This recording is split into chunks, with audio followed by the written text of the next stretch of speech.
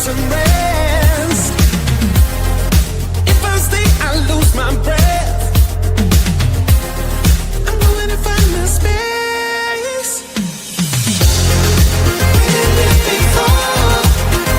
Now I'm up and down. When I just wanna stay high. We did it before. Now I'm up and down. When I just wanna space out.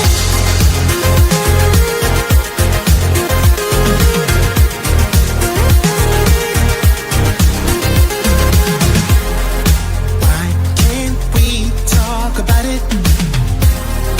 I don't think that you realize how far deep I'm going, and I don't feel that you're on my side. I need space to find myself, a little time to get some rest.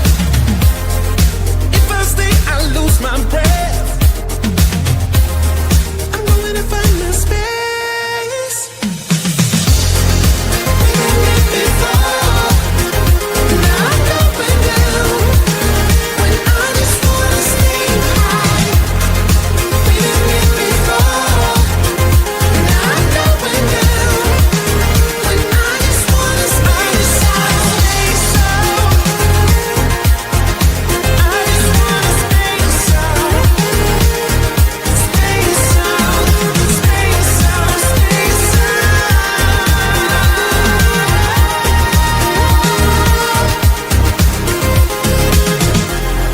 I need space to find myself, a little time to get some rest. If I stay, I lose my breath. I'm going to find my space. We did it before. Now I'm up and down. When I just wanna stay high. We did it before.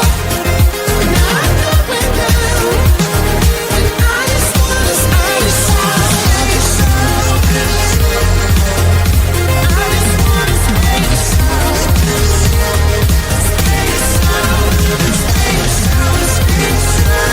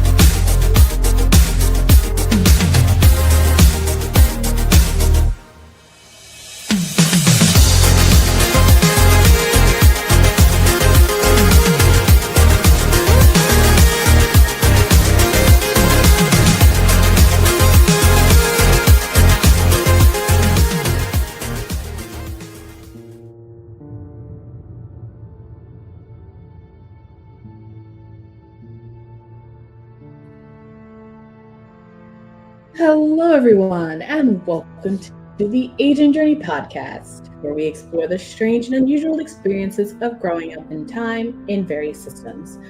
as well as provide a safe space for diverse role players to explore aging and other lived experiences, unite diverse communities, and decrease social isolation through online gameplay. Today, as usual, I have Static, Pan, Lynn, and Benji playing a Kids Campin campaign. I am your GM, TanyaLashea. You can catch this game and other games just like it on our YouTube channel. Our socials and content warnings will be in the description below. Enjoy the journey.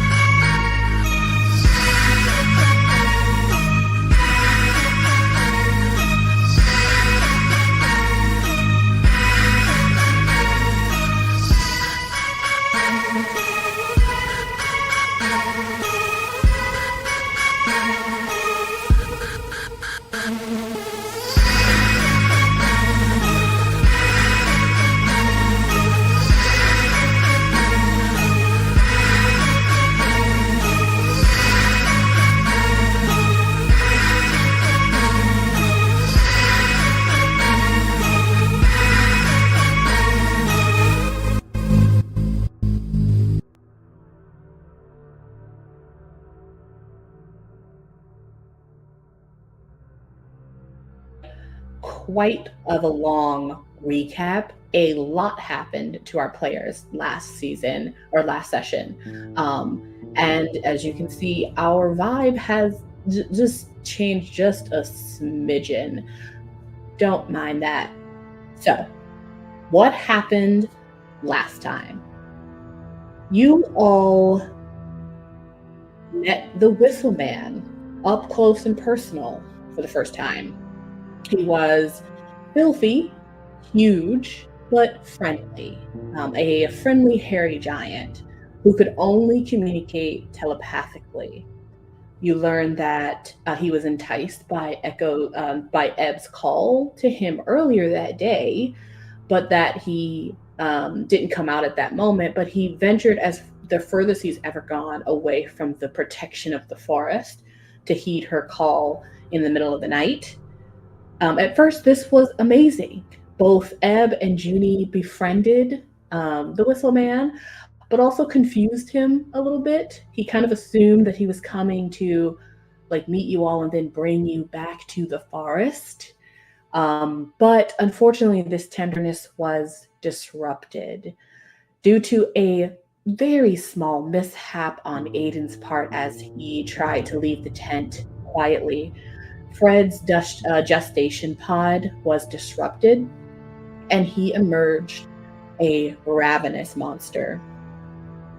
He attacked Hayden, and then was eventually, as well as the Whistle Man, and was eventually put down by Juni after being attacked by Hayden and the Whistle Man protecting Juni. Even though the Whistle Man was bitten and Juni, I think, was scratched, both of them walked away from the encounter. However, Fred laid dead on the ground. Rest in peace, Fred. At that time, Warden Grimm arrived. He captured the Whistle Man and had Miss Angelique patch everybody up who was hurt.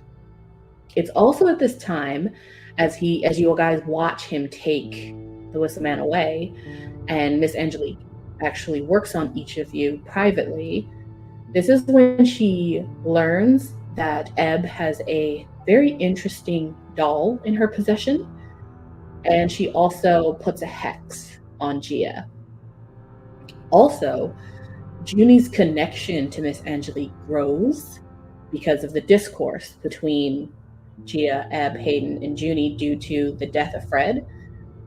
And she gets her very first command by Miss Angelique to get that damn doll from Ebb. And the next time she spars with Gia, ensure that she doesn't get back up again. Angelique gifts Juni a +2 to her fight and her hex causes a horrible side effect to Gia that perhaps we will learn in the future. After all of that, you all needed to go down to Dr. Helmut's cabin at the bottom of the grounds to explain exactly what happened. During your meetings, you all meet with her together first and basically explain the whole situation, how you met the Whistleman on your first night, that you've been harboring a dangerous chimera that Ebb and Gia met in the lake. And Dr. Helmut's response is kind of one of amusement, kind of like saying, like, oh, she remembers her time at camp, and at least you guys are having fun, going on adventures. And she asks to speak with you all individually. She speaks to you all one by one, and the last one she speaks to is Juni. During this meeting with Juni, Juni is told that Miss Angelique and Miss Gilda have been speaking very highly of her.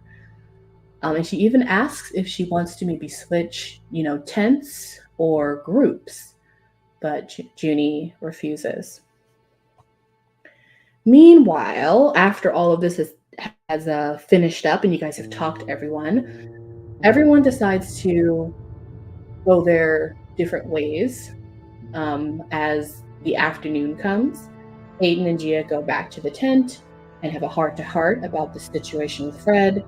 Juni finds Mr. Thistle eating lunch in the back of the kitchen and asks him how she can make up her missed class. And he actually does give her a suggestion. He tells her to go and see the Warden Grimm to learn all about runes.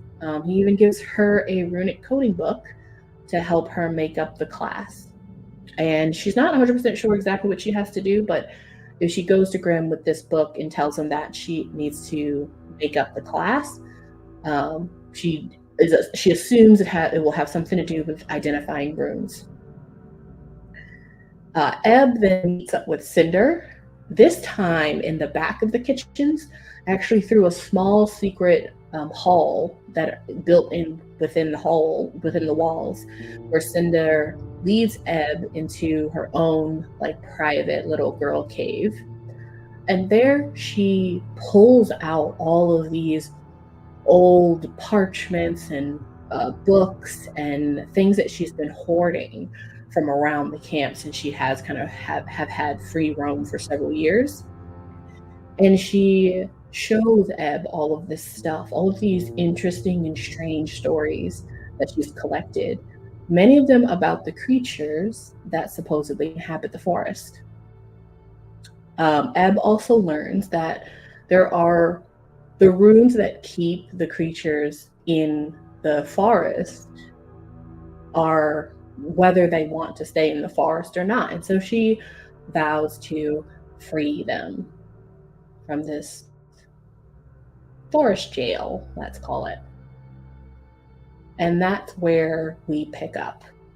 And we're actually going to pick up with Ebb still sitting in this strange, hollowed out cave that her and Cinder have been snacking and chatting and just poring over all of these really strange and interesting things that she's found over the years. Well, Ebb, other than what you've learned about the forest, is there anything else you want to know from Cinder as she kind of goes for another handful of crispy little bacon bits that are on a plate and shoves them into her mouth? Is the pig also eating the bacon bits? Of course. Oh, good. Belle has her own little plate. Excellent. So I think that the two things Ebb would want at the moment are one, Cinder, do you have a map of all these secret tunnels that you crawl around inside? she sort of like finishes eating her handful of bacon. She's like, no, that's so smart though.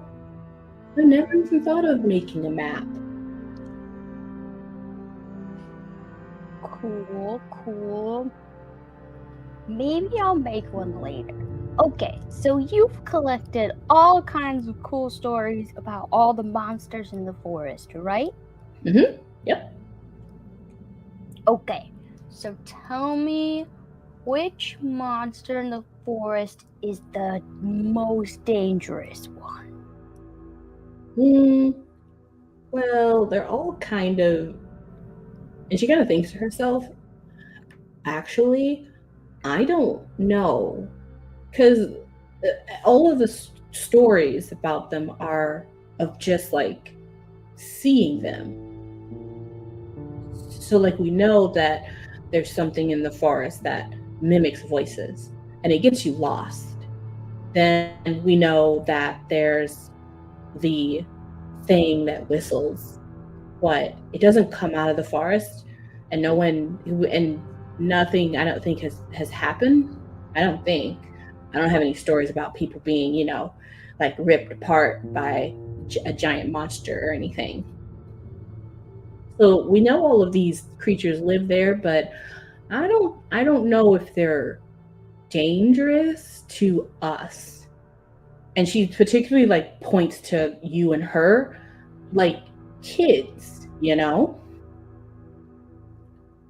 So you think maybe... What if they're not monsters? We just think they're monsters because they're stuck in a forest. Well, I mean, I guess they're just called creatures, but then we kind of call them monsters. So you might be right. She kind of goes through some of her stuff, and she pulls out this. It's not a big book. It's thin. It looks like it's been heavily worn, and there are many, many pages missing out of it, and the spine of it is even really, really loose, and so it looks like pages have maybe fell out of it over the years. And she sort of kind of opens it very gingerly and kind of shows you one of the last remaining pages, and it is a beautifully hand-drawn ink portrait of a woman. She's very, very tall, very thin. She has like a long gown on that goes all the way down to the ground. And even though there's no color in this painting, you can see based off of like the whitewash that has gone over it and the deepness of the ink stripes, the ink that has like been on the lines, that there's like some idea that her dress is either white or silver. It's like very light. And she has really, really long hair. And in the picture, she is just slightly like looking over her shoulder. And there's a picture of a moon above her. Does she look like the nurse? I think I'm gonna need a roll for that. Excellent. What kind of role? I'm gonna say, this is an ancient ink portrait. It's not too detailed, so it's gonna have to be like a 1-to-1 comparison. Like, does anything from this woman like scream the visage of the nurse you've seen all the time? So I'm gonna say that's brains. No. Okay. DC is gonna be. I'm gonna say it's gonna be a 4. Oh, good. That's a possibility then. Okay. Here we go. No, it's not. Nope, it's a 1. Unfortunately, the way that this drawing is, it's a very simple drawing, but it's also heavily damaged. It's not like it's been preserved. So it's clear that it's a woman, that she's tall, that she has a long gown, that she has long hair, but there's no features on the face There's no indication of like what her hands or her feet look like because it's a full flowy gown that goes all the way down to the ground. And so you just see, it honestly could be any woman. Interesting. So, Well, you know who Cinder. that is, right? No, who's that? You don't know about, the lady, No, the moon lady? the moon lady. She kind of backs up. She's like, I'm sorry, Ebb, you don't know about the moon lady? Where have you been living? I live under the ocean. We see the moon like 2 times a year, maybe. Okay, well, that makes more sense.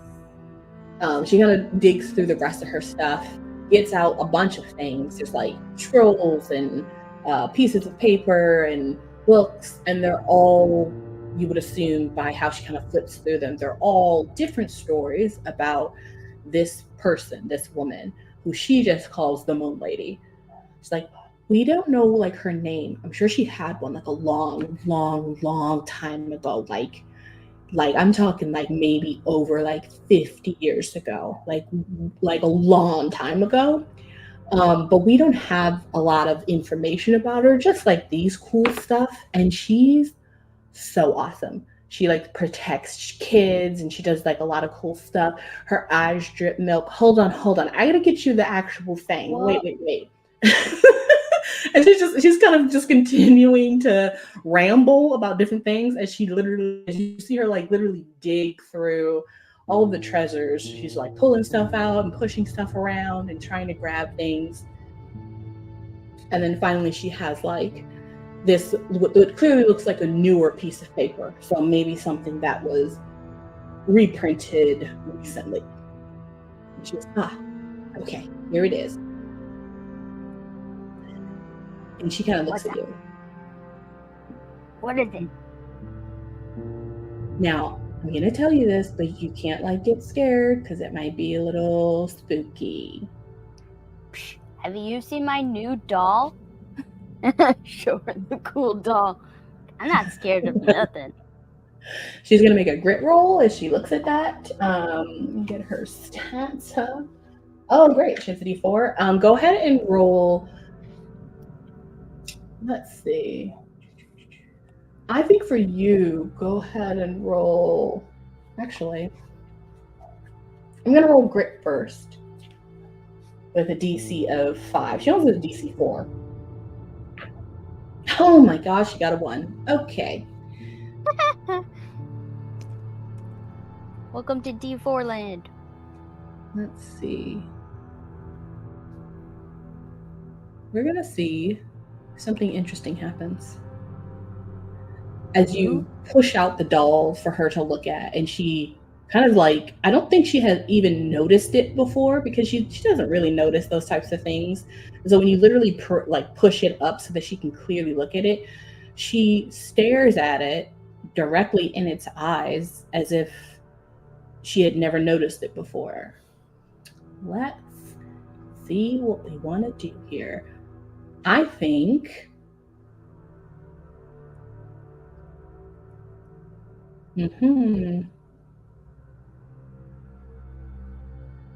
I think let's have you roll a charm. Okay. DC is going to be 5. Well, I rolled a 17 plus 2. Oh my so gosh. 19. Wow. As you push it up to Cinder, and she looks at it. She kind of looks at it. She's holding like the thing she was so excited to talk to you about, and then she kind of looks slowly up at her face. Where did you get that? I got it at the office. It's not important. Tell me the thing that you had to tell me that was really important. Yes. Yeah. She looks back down at the paper. Okay. So there's hold on. And she kind of like does some breathing exercises. Okay. here we go. Once, there was this moon lady. She had hair like water and eyes that dripped milk. And she didn't like adults very much because they're like always making rules, like how much fried bacon I could eat and building stupid stuff that breaks all the time. And they never pay attention to the silver rays of the moon. And she kind of looks at you to make sure that you're on the same page, right? You're getting the vibe before she moves. Yes. Totally on board with her, 100%. Adults are stupid. Keep going. So,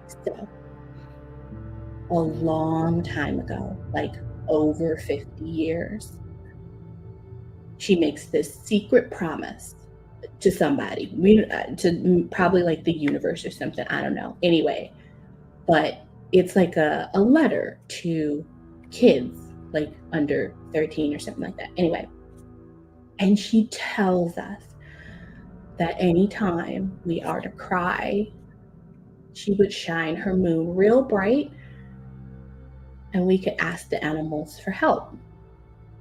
Because animals also hate adults. I don't know if you know that. Makes sense. Yeah. So apparently there's like a whole jar of, I guess, like super ancient crystalline tears that like hold the power of this like moonlight that's been buried for like, I don't know, 200,000 years. In That's the a long time. Yeah. And so that's why it's like super special.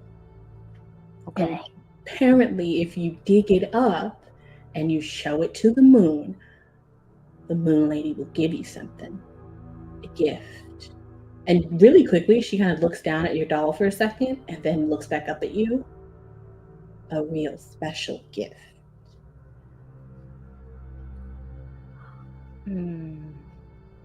But apparently, it's pretty important to like the adults because my dad says that like a bunch of people here have been looking for it for like a long time, but they haven't been able to find it.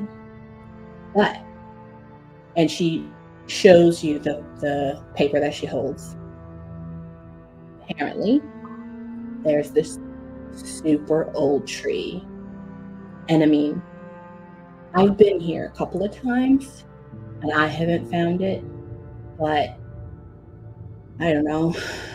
I also haven't been going recently, so maybe if I went with somebody who can like find stuff better, we could find it. But I think this is where it's at. Do you think it's in the woods? Probably, since it's a tree. She shows you the map of the camp, and I will also show the map as soon as I pull it up. There we go. She shows you the map, and there is like, there's a lot in the forest, but she kind of points to an area where the tree is. It's kind of by, if you look at the map, this like little campfire that a lot of people go to. But she says that if you like go to this campfire, and she like kind of gives you like general directions, but she says it's really difficult to navigate because, of course, if you go in the forest by yourself where you don't know how to get to certain places, the voices that mimic other voices will get you confused and you get lost. But she knows the way. But she knows you have to get to this campground, this old campground that people really just visit just to relax at or like hike to. And then she knows the way from there to get to the tree. So it's way in the back of the forest. It takes some time to get there. Okay. But last time we went in the forest, it was Juni, right? Juni went in the forest and she got really lost. And Yeah. she tried to go up above the trees and couldn't? Because there was like a bubble or something? No, she was able to fly up above the trees. What stopped them from getting out normally? They just got got lost lost? in the so they got lost in the forest because they were chasing voices of campers. They could hear them and they were trying to follow them to like just see where they were. And then they decided to turn back because they had been walking for so long. And once they turned back, trying to get back, they couldn't get back. It was like they were stuck in the forest. And so Juni But used when her flew above the trees, she yeah, could? used her broom to fly up.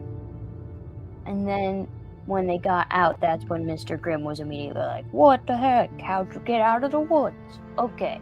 Yep. So... So, Cinder, do you know if there's like a secret force field or something that the teachers control that keeps us from getting deeper into the forest? Oh. Or from the things getting out of the forest? Yes. The runes keep the things in the forest, I think. The runes? Where are the runes? But then the one thing came out of the forest. Right. So I don't think that's what those runes do. Where are those runes? Oh, they're carved into certain trees. Usually it's around the borders of the forest. I think I've also seen them on some of the rocks on the hill, the Break Leg Point Cliff. And I think they're also in the old ruins in the dunes. Actually, now I think about it, they're kind of everywhere. I don't actually go to like activities or classes, so I haven't learned about runes yet. Do you know if there's any spray paint in the craft cabin? Her eyes light up. Oh yeah, there's spray paint. I think we need to go on a scavenger hunt. She immediately starts like packing up her snacks, getting herself together. She's ready to move out when you are. Let's do it. Me and Cinder go vandalize stuff. And the adventure of Cinder and Ebb begin. And we will leave you two there for a moment to see how Juni is getting on as she makes her way up to Break Leg Point, because I put it down, but the warden lives up there. This is quite a long ways to walk. You're going past the nurse's tent. You're actually walking up like a pretty steep hill to like get up to Break Leg Point. It's cool. It's one of the highest points of the camp. So it takes you quite some time to get there. But as you arrive, you see that there's basically like a fire pit, not like the other like little pits you've seen at the campgrounds. There's just literally a pit that's been dug, and then stones have been inlaid in the inside, and then you can see that there's like all types of charred stuff in the middle. There's not an actual fire going yet, and right in front of it is this essentially like kicked out Winnebago. And for someone who's been in the human world a lot, this is nice. This is like retirement level. I mean, there's like a push out. He's got an awning. This is the pretty nice spread he's got here.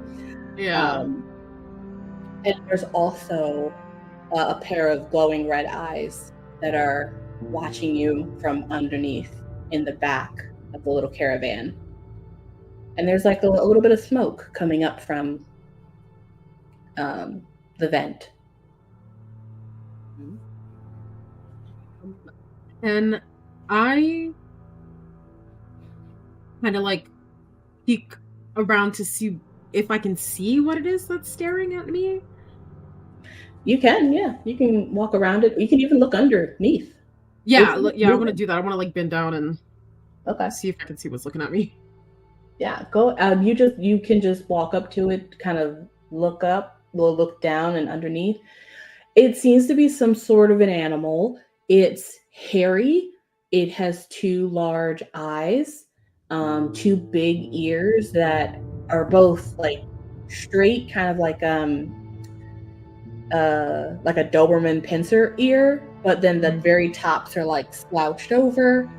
It's kind of like it's like a mop, like a messy mop of like black brown hair, and it's like fairly large, like probably the size of a Saint Bernard, like a large Saint Bernard. And it does have like two big, like beaming eyes, but it does seem to be just laying there. Mm-hmm. I think It she also goes, seems to have a collar. gotcha. I think she goes, hey, buddy. I'm not here to cause any harm. Just here to talk to the warden. And I think in a moment like she normally wouldn't be as nervous because she's so trusting. I think because she just got attacked by a wild animal that she is trembling. Even with how she's trying to like speak to the creature. And she looks at the half of a sandwich in her hand and she breaks it in half and just kind of like hesitantly like puts it nearby as an offering to the creature so it doesn't hurt her. She's like, I don't think she said that. She's like, I'm just here to ask the warden some questions. Please don't hurt me. Here's a sandwich. The creature sniffs, like you can see him sniffing. You don't see a nose because it's mainly just a huge like ball of fur and eyes, but you can see it does like the motion of sniffing. And so are you trying to feed him or are you putting it on the ground? She's not feeding it out of her hand because she's scared. I think she put it like right at the not entrance, that's not the word, but right where the Winnebago starts creating shadow that it's like hiding under. So she doesn't stick her hand under it, but right in that, kind of barrier. She's just puts it right there. Okay. Yeah, it'll kind of get up a little bit and kind of shuffle its way towards the sandwich. And you kind of see it just like slow, like just the tip of whatever this face is kind of emerges in the dimming sunlight as it turns into late afternoon, and it gobbles up the sandwich. Kind of like it almost looks like it kind of like face plants like a pug because it has no nose. And it just goes down and then kind of sucks up the sandwich like a Hoover. And you see it just chewing. She's just like, thank you. Then goes up to the warden's door and knocks on it. You knock on the door and the door opens. You are surprised to see there is it is not the Warden Grimm, it's someone else. You don't think you've seen this person around before, but she is wearing an apron. She kind of has like long curly hair that's up in a bun, and she has an oven mitt on as she like opens up the door, and she kind of just looks at you. Even without rolling anything, this is a human who most likely is just human. Like you can't tell that she would even have any idea like how to use magical powers. And she just looks at you. Hey honey, how can I help you? Hi. I'm looking for the warden. one of the teachers said that he could teach me about runes, and she like holds up her little homework sheet. She gives you a really big smile and she just goes, "Oh my gosh, that is so adorable. Grim!" And she just kind of calls and you don't hear anything. And then she kind of does like one of those screeching, "Did you not hear me, Grims?" She's Grim! And literally quickly from around the other side of the Winnebago poofs in Grim. And he's basically holding something that it looks like he went and hunted and caught like in the lake, and he just kind of appears there and he sees you, he sees her, he sees you. He's a little confused with this like huge catch, and she just goes, "There is a young student here who is here to see you, so put down the damn fish and go do your job." And he just kind of straightens up his back like, "Okay, Jesus," and then puts down the fish and wipes his hands. "What can I do for you?" Mr. She like salutes, sort of. She's like, "Mr. He's like, "It's all right, just Grim." And he kind of points over to, he just has some lawn chairs in the front that seems to be like around like a little table. There's like a cooler that like is open, has some beers. Like, yeah, he's like, "Take a seat. What do you need?" And she takes a seat and she says, well, I was hoping that maybe you could teach me about runes and like how to read them, how to do whatever it is that people do with runes and things. Oh, you must be making up Mr. Thistlesglass, I'm assuming. Yeah, my cabin got a little caught up in something this morning. Yeah. He kind of reaches in the cooler and and out of like kind of forgetting who he's talking to, he kind of like does that thing where he's about to like offer you one. And before you can even say anything, the door of the Winnebago slams open and the woman is like, "Have you lost your damn mind?" And he's like, "I apologize. I'm gonna put this back." So you, sorry, you said you needed to learn about runes. Okay, sure. What do you? I mean, I kind of do a more of a practical class when I come to teach his class. We basically just go out to one of the areas that have the most rooms, which is usually one of the spaces at the edge of the forest, and I teach people how to read the ones that we have here, and then I have them do some practice. So if you'd like to make it up fully, we can do that. If you want to try and do, I don't know, a test, I suppose I can do that. I guess it depends on what you'd like to do.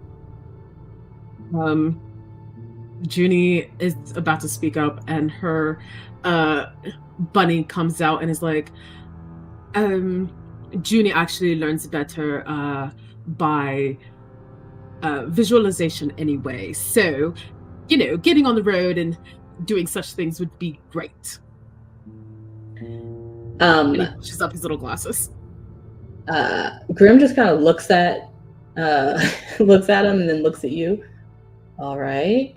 Without you even really noticing, the creature that was underneath the Winnebago has come out and is sitting right next to you both, and is like staring at what is his name? Hopalopicus? Mr. Hopalopicus. Mr. Hopalopicus.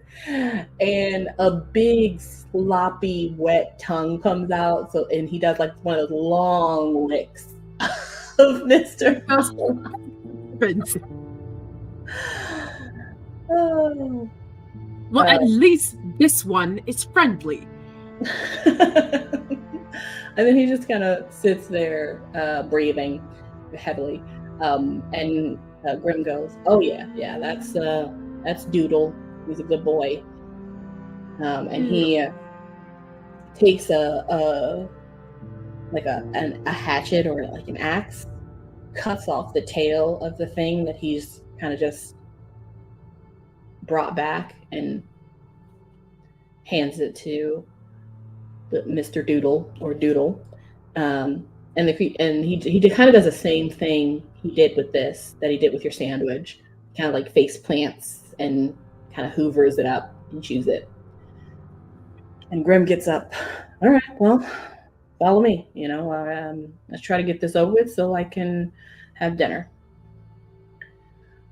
Aye, Captain. And Juni just like, she does try to pet. She reaches a hand out to see if she can pet Doodle, or Doodle's gonna let her before she. Oh yeah, he lets you. She like pats his head and then gets like more comfortable with him, and she's like, "You're a really good boy." Yeah, his hair feels like actual hair instead of fur. Ah.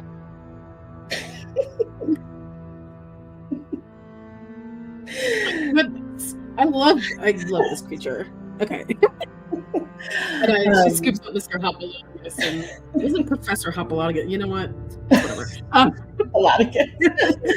As you guys begin to walk, again the door of the Winnebago kind of opens, and she goes, "Have a good time. Have fun." Thank you. And then closes the door. Grim walks with you to basically the closest that you guys can get to the edge of the forest. And the forest, just to show, because this map is obviously 2D and it's like flat, but the forest is obviously much bigger than it looks like here. So you guys are gonna walk like to the left of where the lake is and then walk north to get to the other side of the forest that we don't see on the map. So this is a part of the forest that you haven't been to yet. But it looks like the rest of the forest though. Mm-hmm. But it has these huge, beautiful trees. It has a bunch of like trails, just like the other side does. And so he takes you to one of the trees, and on it, it doesn't look any different. It looks like a regular tree. But then as you get closer and he gets closer, all of a sudden a rune appears on it. And it's basically a like runic symbol. Mm-hmm. And he kind of just like points to it. Well, now you can see these because I want you to see them. But these are magical runes, and they are created with my magic. So when you create runes, or even when you identify runes, usually you have to figure out how to attune to the ones that are already there. So now that you have seen it, once, usually you can figure out how to see it again with some training. But I think for now, let's just have you open up your runic guide and see if you can identify what this actually means. And he kind of just teaches you how to like review a runic guide, like how to find like the different pieces of it, how to read it when you like see it on like a tree or a rock, what it means. So he goes through basically that little lesson with you. And go ahead and roll brains to see if you can figure out what this is through what you've learned today. DC is going to be pretty low because it's, it's just for teaching purposes. So DC is going to be a 5. Well, that's over half what I have to get on the die, but you know what? It's fine. It's going to be fine. It's going to be fine. It's going to be great. That's a 6. There you go. Yeah, you were able to. I mean, he seems to be a good teacher. He knows what he's talking about. He's able to give you really clear instructions on how to navigate the runic guide so that you can actually look at a rune, read a rune. So basically you have learned how to identify runes. And then because you got a 6, you're also, even without him having to continue to explain, you're able to figure out that while the type of rune is important, the intention that you use and what you put it on is even more important in terms of how it works. So based off of what you've seen in the book and what you've seen on this tree, and like why you're able to figure out like its intention of like what its purpose is for protection, essentially. do think I want clarification on that. I think Junie turns to him and is like, what? This rune means protection, but protection for what? Well, I mean, for the forest, of course. It protects the forest. That's why it from would us. be on. What'd you say? Junie goes, from us? He kind of cocks his head a little bit at you. Well, I understand. I understand where you're coming from there. Because why have something be protected if there's nothing to protect it from? But magic is complicated, regardless of whether it's being used by someone. It's here, right? And he kind of touches the tree. It's within things. So sometimes protection is preventative. So perhaps there's a huge lightning storm, and perhaps if it strikes the forest, this will protect the forest from burning to the ground. It heightens the protection that the forest already has for itself. It uses the magic of what it's added to. It amplifies it. It doesn't make you magic. And I think he sees that she's like thinking really hard and just like coming to conclusions in her own mind, or just, you know, perceiving things. And she's like, amplifies what it has.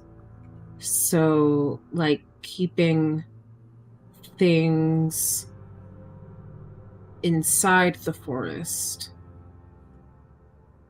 too. No. And he kind of just like his eyes kind of his eyebrows kind of like scrunch up. He's like, no, it's protection of the forest. That would be a different ward that you're talking about. That'd be a different rune. That would be a ward. Is this what I meant to say? That's not what this is. Does the forest have wards on it? Yes, of course. We have a lot of people coming in and out. We want to make sure that everyone stays safe. But everything in the camp does. The forest is just one part of the camp, but like the camp is protected in itself. Like nothing can leave the camp or come into the camp without us letting it. It's an enclosed environment. What's the equivalent of an insight check on this man? You can just do a charm, and he can do a grit and see be opposed. Let's try that. I don't think that like Junie is intentionally trying to charm this man. Right. But I think that she is just, but I also don't think she's untrusting of this man. He doesn't give the vibe that some of the other teachers give. Okay. He has a D. No, he can't have a D. He has a D20. Yes. He's a lot of grit. And what are you rolling? I rolled my D20, so I got my score. Okay. You have to beat a 15. I got a 19. He seems to be telling the truth. I mean, as you talk to him, it doesn't like he seemed a little confused as you kept asking, like, because it seems like he wanted to make sure you weren't confusing what he was teaching you, which is there are different runes for different things, and when you put them on different things, they mean different stuff. That's what he's trying to right. Right. And he's like, and Juni's reading a little too far into it. yeah. So when he's like, no, that's a different thing, and yeah, but we're not there. We're not there yet, right? You're making up to him. You're making up a class, and he's teaching you the stuff he would teach anyone in the class. Mr. Yeah, but you Grimm, also don't feel like he got like that you had any intentions. Like you don't think he's like suspicious of like why you're asking these questions. Gotcha. Okay.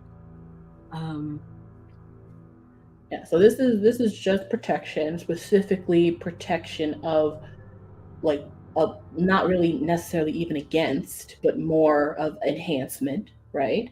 Then you have what you're kind of talking about, which is more of a protection in a ward where it keeps people away, right? Keeps people out. Here we do that in a large sense. We, like the whole camp is kind of protected. That's just to make sure, creepy people don't walk in from the street. But there are wards that keep people in. Well, not necessarily.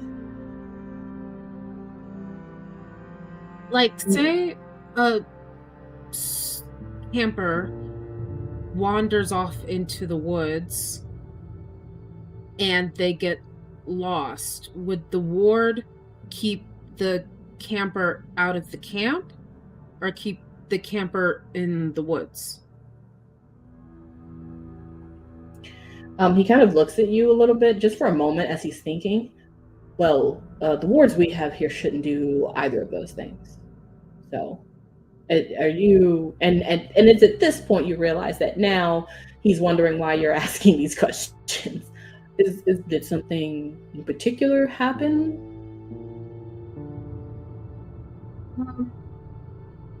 Well, I think she's actually gonna. I think she's straight up gonna talk to this man because she's been through a whole lot, and she's like, I have no reason not to trust adults.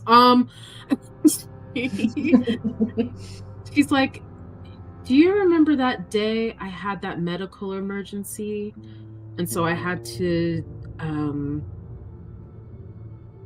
you caught me. Before I say this, it was the warden who caught me using my broom, right? Yes. Okay. And she's like, and you caught me using my broom. Well, yeah. It's because me and Hayden got lost in the woods. Okay. We kept hearing voices of campers, and we couldn't find our way out. We kept thinking that their voices were the camp, but we couldn't find our way out until we flew above the forest. He kind of crosses his arms a little bit, and he's just kind of like, yes. Let me guess. You heard these voices even before you went into the forest? You did. I did, okay. I really don't remember. She was like, yeah. Yeah. We thought maybe we were like a shortcut to go to where we were going. Yes. Yeah, you guys were at the edge of the forest, and we're like, well, people are already in there, so it should be safe, is what happened. It's why you guys were like, let's go in. He's like, yes, that is not a ward. That is something else. There are a lot of things that live in the forest. They were, they were on this land before we got here. They're in the forest. They're in the lake. They're underground. They're flying above us. We have simply set to helping preserve their environment, but we try not to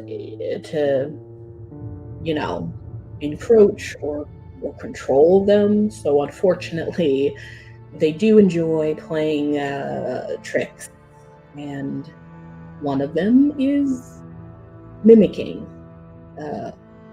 voices they've heard, which is why we ask you that if you're going into the forest to go in with your class, or to go in with your teacher, or to go in after you have learned how to navigate the forest. I'm assuming neither of you did that. We got confused. Hmm. I do have another question, though, if it could just stay between us. Sure. What did you guys do with the Whistle Man after The what? the Whistle Man? What the hell is the Whistle Man? You know, the Whistle Man, the creature that was, I guess, saved me from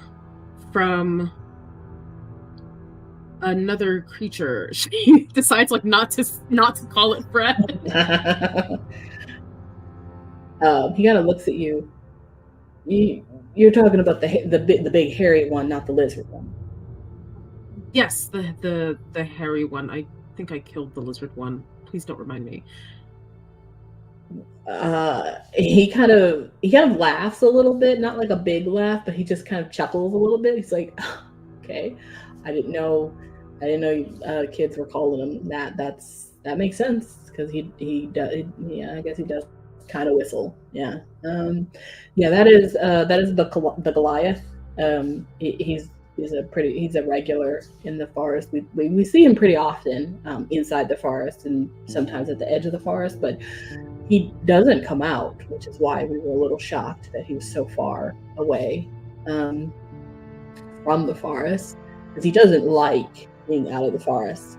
It was just odd. It was very, very odd that he was in a battle with a creature that we couldn't even identify.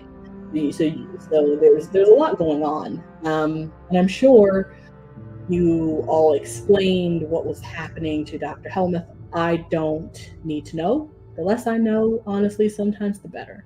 So it's a little above my pay grade. I was just making sure that he got back to the forest and he got healed up. Goliaths. I'm sorry, I don't do with magic stuff a lot. I went to public school. Are Goliaths the Goliath? Oh, yeah, so solitary. As far as we know, he is the only one we believe left, unless we are able to find one some other place. He seems quite lonely. Yeah. Jinx. Sorry. He kind of laughs again. Yes. Yes, he is. We know.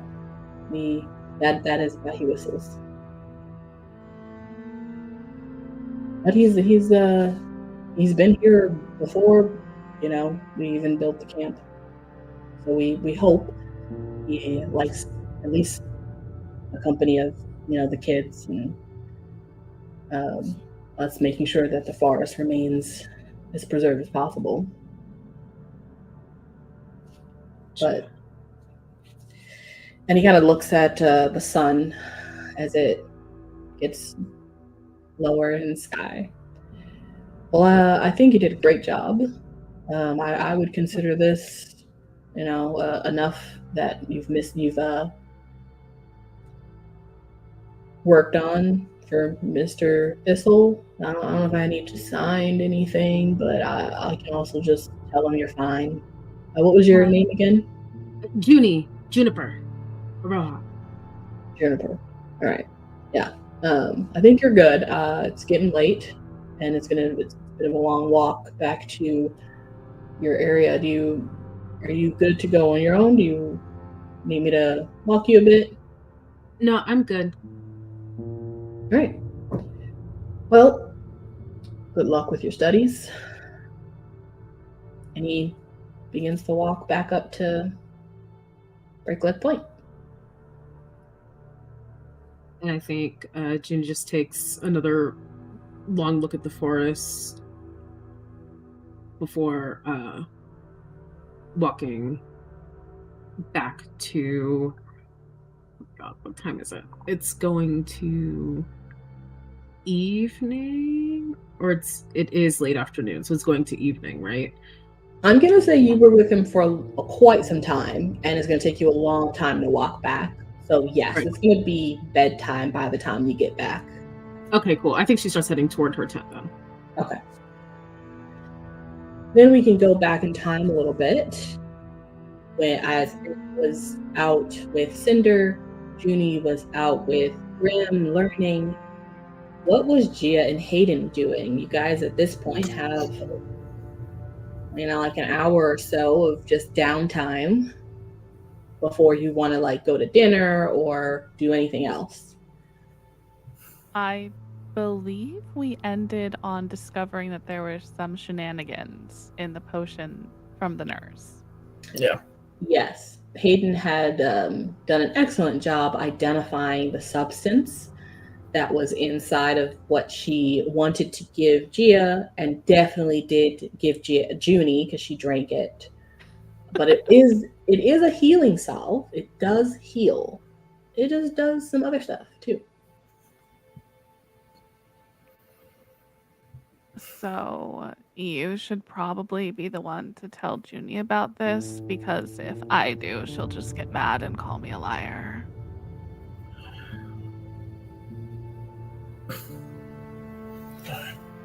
Yeah, that's probably fair. Like, should we tell Mickey? Like, What? I don't think any of the actual adults are gonna listen to us, but like, I mean, she works for the adults, so. yeah, fair.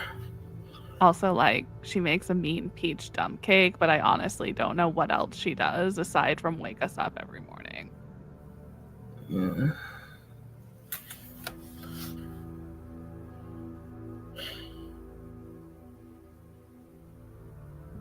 I think we might be on our own for this one. Yeah. So who knows how many other kids have already taken this? I mean, probably quite a few. This is a kind of dangerous camp, honestly.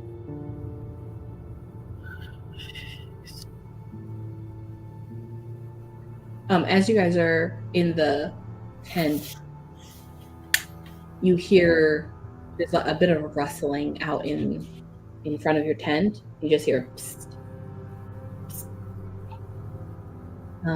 Hello? Anyone in here? Sorry to bother you.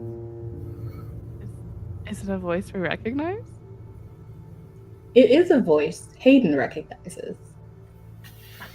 Is it his It's kind of- girlfriend? I'm just gonna lean forward and just kind of open the flap of the tent just a little bit. At first, you just see Seder legs, and then you see kind of bending over. You see the face of Chloe. Oh, sorry, you're probably busy. I'm sorry. No. It's fine. Come in. She comes in and looks at Gia. Hello. It's nice to see you in front of me. Hi. And she immediately looks away. I was just I just found something and I thought you would be interested in it. But I don't want to intrude if you're like busy or. No, it's all right. Sorry, Cleo. This is Gia. This is Cleo. Met her over in Dream Walking with that one. Oh yeah, I like him. He's weird. She kind of looks over at you like, yeah, I like weird. Anyway, I went to one of my classes earlier today, and I learned something really cool. And you weren't there because I know that there's a lot going on. How are you? And I don't care. I mean, I do. And she just starts babbling and looking everywhere but your face as she tries to articulate that she kind of wants to know how you're doing, but also doesn't want to come off as feeling like she's wanting to know too much. It's extremely awkward. I think Gia just kind of puts her hands over her heart and is like, "Oh my god, you're so cute." She has an interesting like pigment to her skin, and so she's not blushing like red. It's more of like a deep purple. So she almost looks like she's like losing air, like air is leaving her body. She's like, Oh god, I adore her so much. Oh my god. He's like, oh, thank you. And she just digs into her pocket and pulls out like a crumpled piece of paper and gives it to you. I wrote it down because it was so cool. We heard this story at the last class, but it is really fascinating. I just thought you would like it, and I just wanted to see how your day was going. So, Thanks. I'm fine. That's what I'm gonna go with. It's not quite, drowning in fake quicksand, but really, I mean, nothing is. yeah, hate that when that happens.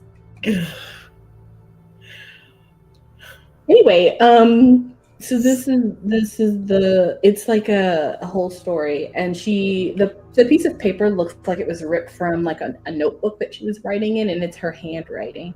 It's a little messy, but it is written like well enough for you to read it. And I put it in the chat in Discord because it's a document, but I'm also going to pull it up here. Where are we at? Here we go.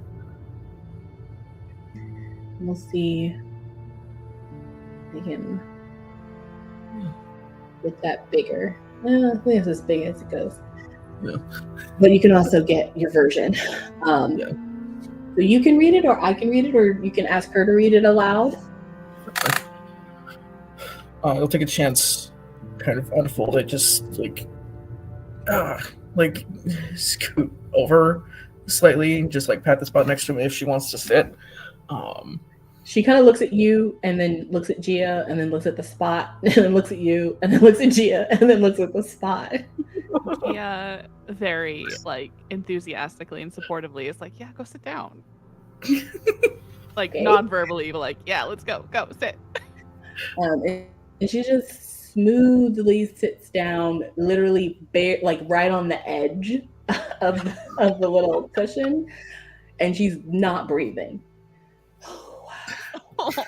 Comfortable. Long ago, before the forest had roots, and before the tree, and before the seas had names, the goddess Solora walked the sands of Hyphren. Her silver hair shimmered like the light of the twin moons, and her eyes glowed white with the power of creation. She was the shaper of silence, the one who seeded life into the soil with gifts of the earth, water, and sky. But Solora saw what the newborn world could not yet know. Darkness does not stay gone for long. Shadows slip between the stars, and their hunger they seek the smallest lights. She feared for the first children who would walk this world. Fragile sparks who had no claws, no scales, no wings to shield them. So Solora pressed her hands once more into the sand. She spoke not to the planet, but to the beasts that would soon rise from its soil, its rivers, and its skies. To each she gave a piece of her moonlight, a shard of trust, and a bond of kinship. From that day onward, children born under Solora's silver light were touched by her blessing. They could feel the heartbeat of the wolf as their own, taste the wind through the falcon's wings, or stand unshaken beside the lion's roar. This gift was not of power, but of attunement, the knowing of beasts as companions, guardians, and equals. They said that when a child cries beneath the moon, Solora's light wraps around them, and the beast will answer.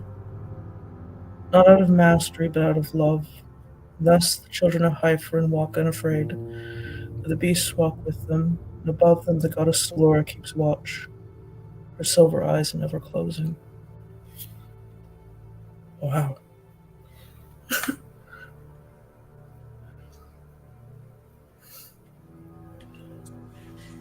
Yeah. You're right, that's really cool.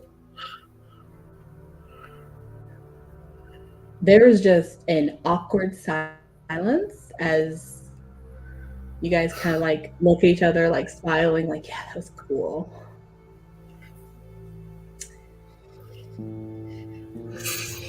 Anyways,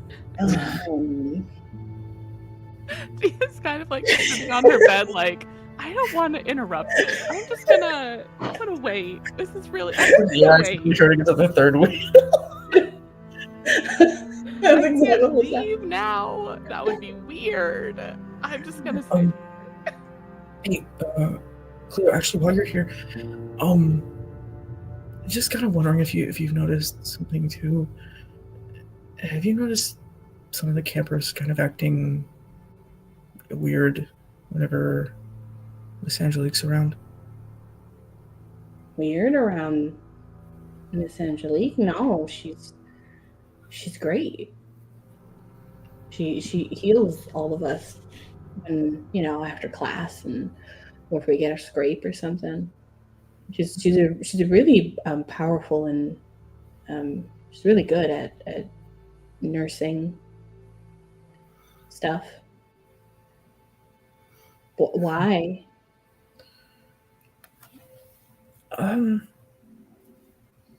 One of our other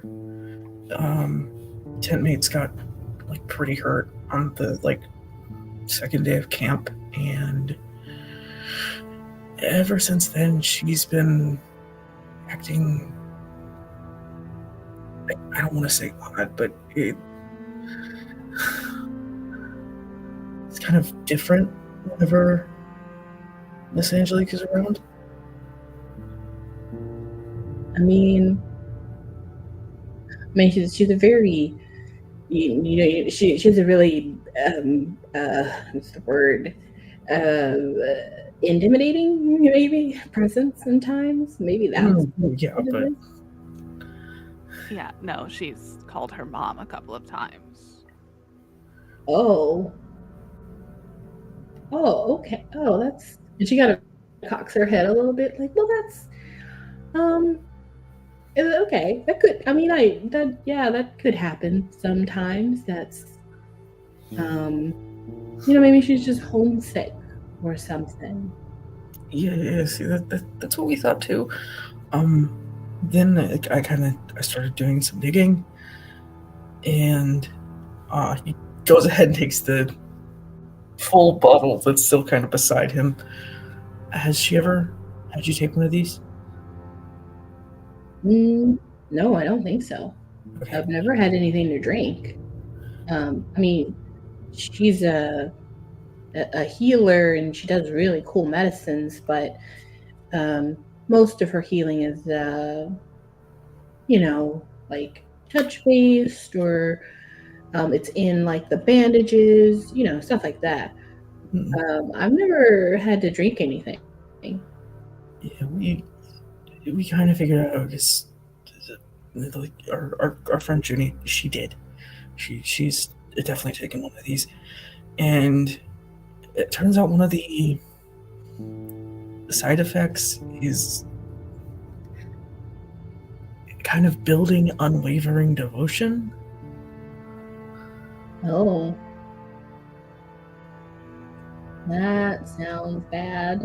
She looks over at Gia. It seems a little sinister, yeah. But why would she do that? Yeah, that's what we don't really know yet. I mean, someone as good at magic as she is, she has to know that that's something this could do.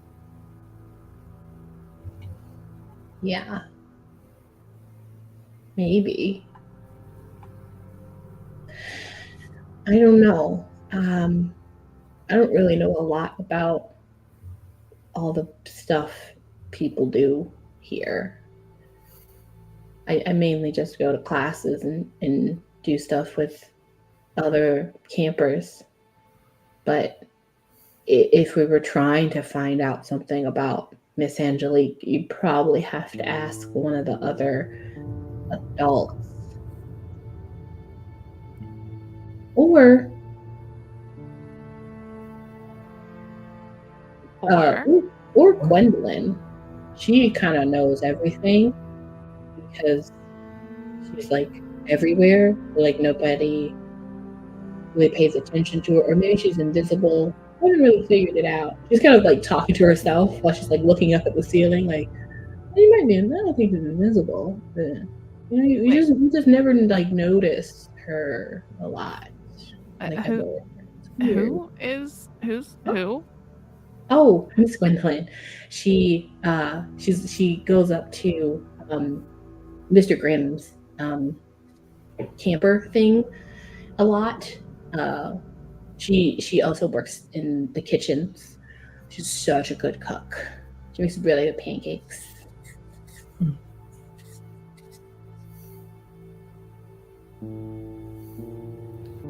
But she kind of like hears, everything. But she's an adult. She works here. Yeah, I think so. I mean, she makes pancakes. She's using like the spatula from the kitchen. Now that I think about it, I don't know if she works here. Maybe she's just some like rando from the outside who comes in and makes pancakes every morning. Oh, well, that'd be weird. It wouldn't be the weirdest thing happening at this camp, let's be honest. At this point, no. I don't think random people can get into camp. I mean, I wouldn't think so. I mean, she's really nice, and she doesn't have like magic, so I don't think she's like dangerous. But I don't know. Oh, and you said she goes to Grimm's a lot? Is she like friends with him, or? Yeah, well, she loves making pancakes, so she like goes up there to make him pancakes. I see her with a spatula up there sometimes.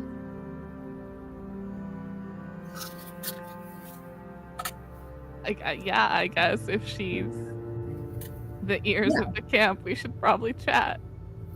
I mean, we all love pancakes. I don't know why you're saying it that way.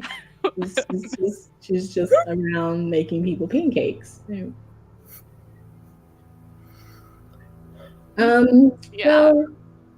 she stands up. It's getting late. I gotta get back to my camp, but she kind of turns over to Hayden. You can keep that. I remember it, but it was a really cool story, and I thought you'd like it. So I'm gonna go. And she runs out.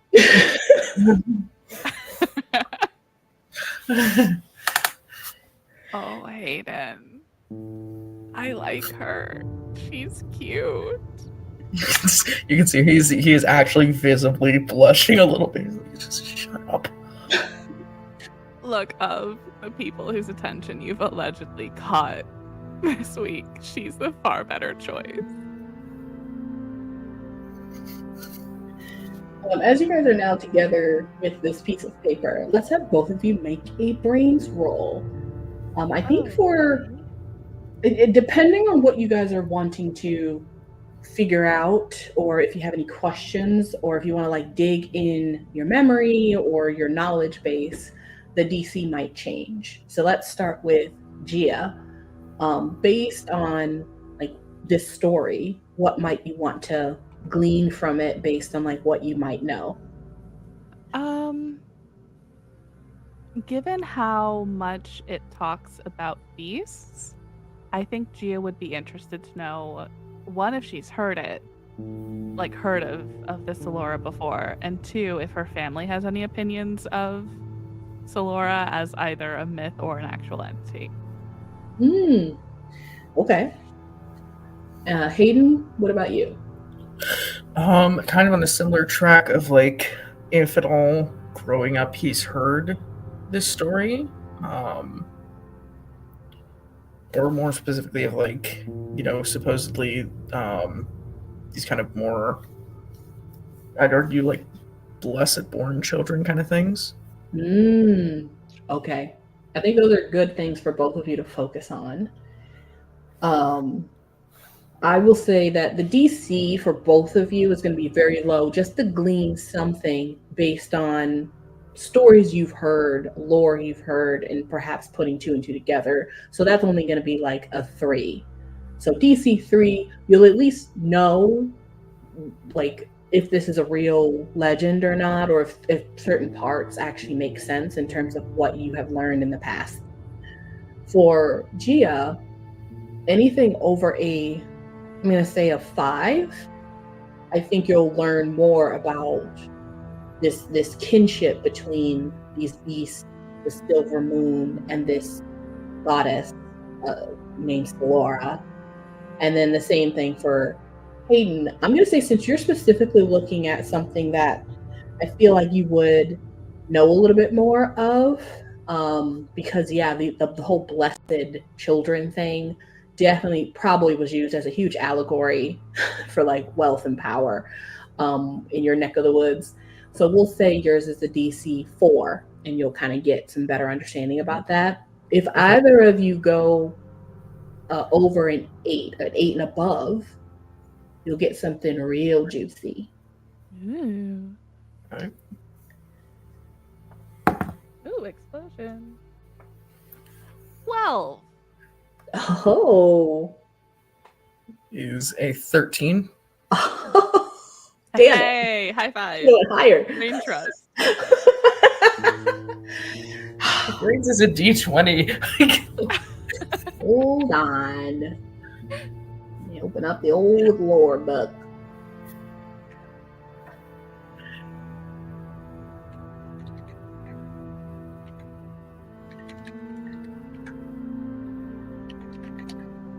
Okay. Hayden Gia. So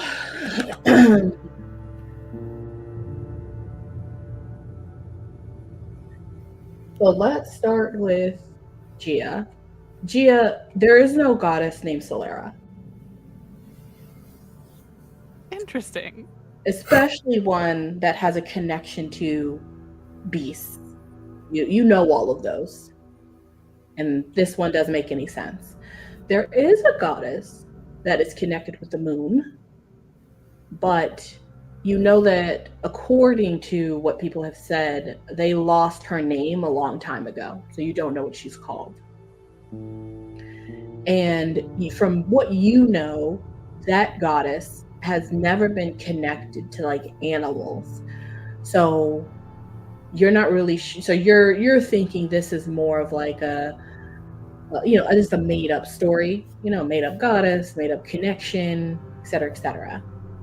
Except for some of the pieces of this like story do kind of resonate with parts of like someone, like a woman of history who worked with beasts quite a lot.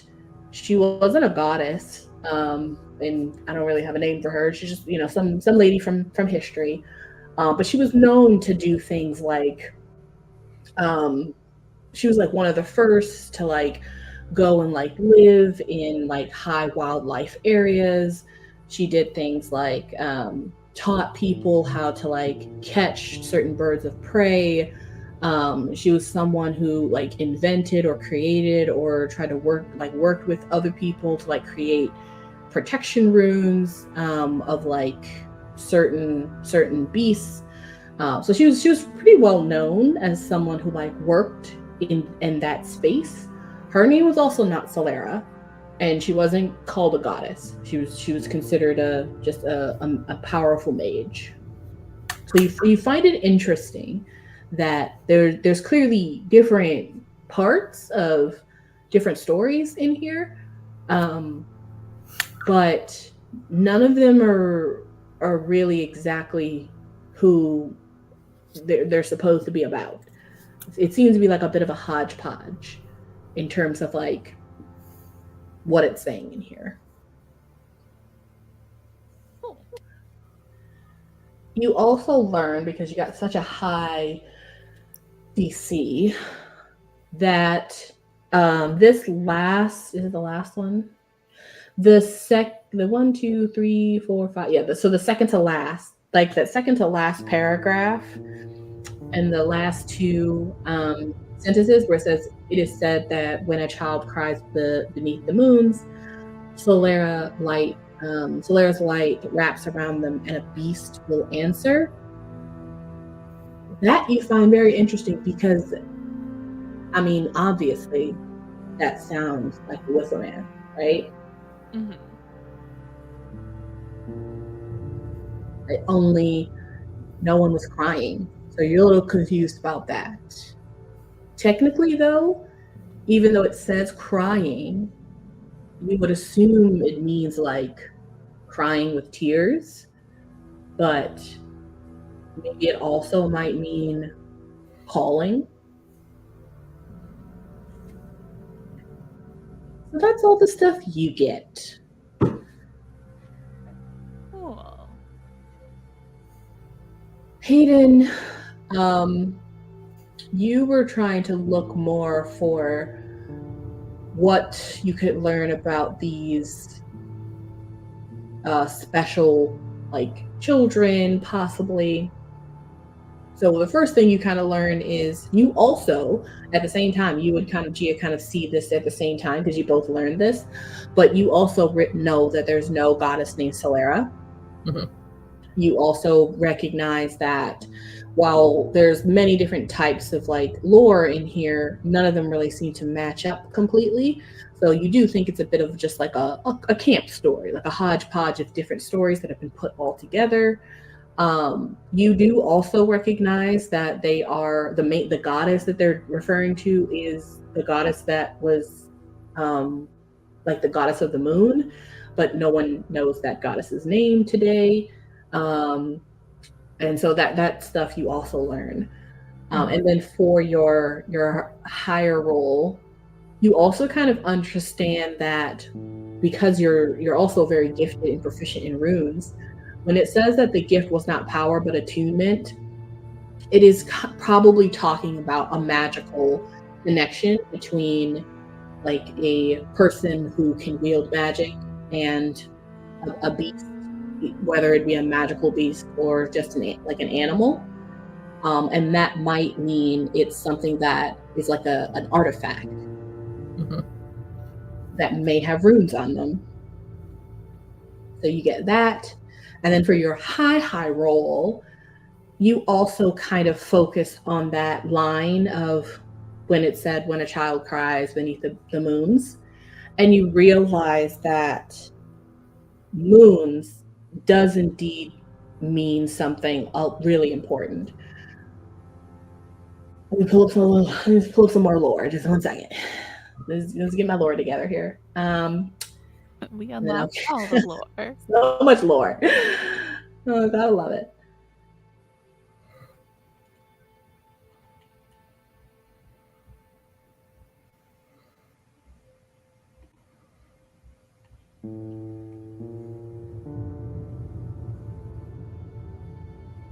Okay, so you know that in one of your father's large libraries, you remember seeing a book that was called The Orange Moon, written by an Angelique Sidron. Comments here.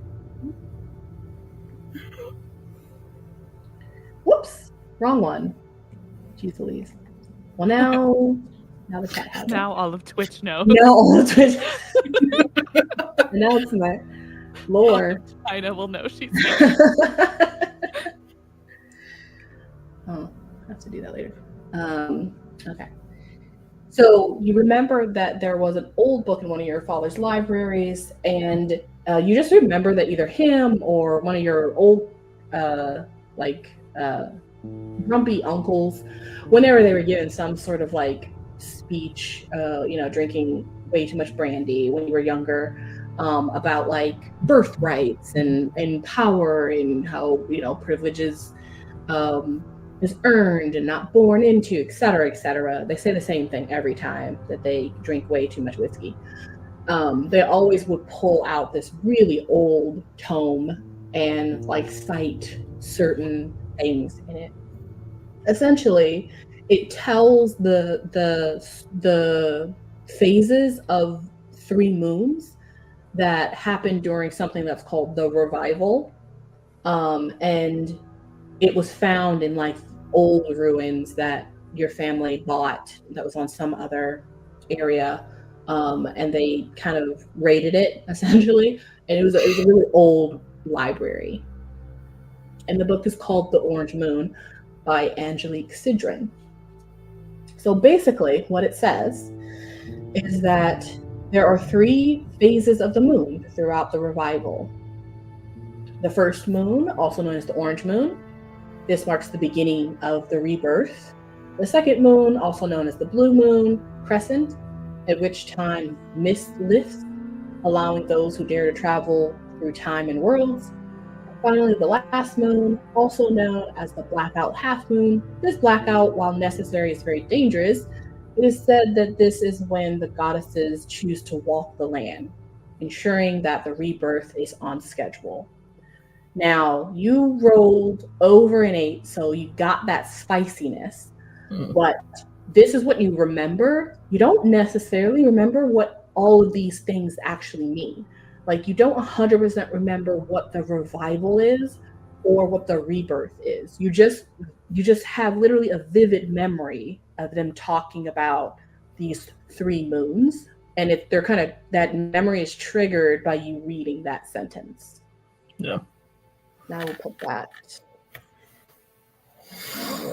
chat box. I almost did it again.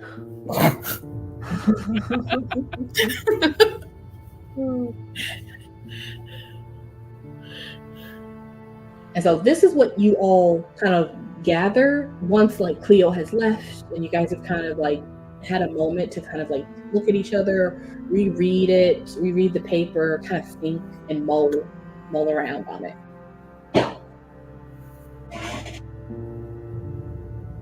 So, you've never heard of the goddess Laura, right? No. Okay.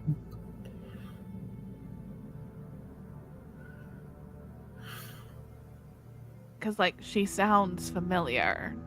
Like, not as a goddess, but, like, the whole Beast Master vibes is familiar.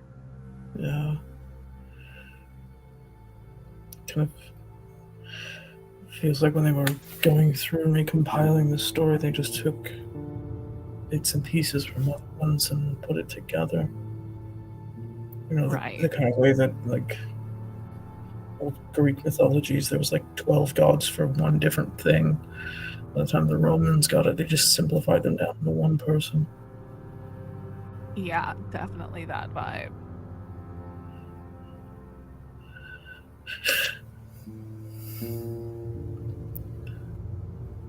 These moons, though. I don't remember too much, but enough to where I heard my family ranting about it almost every month. There's something with the moons, though.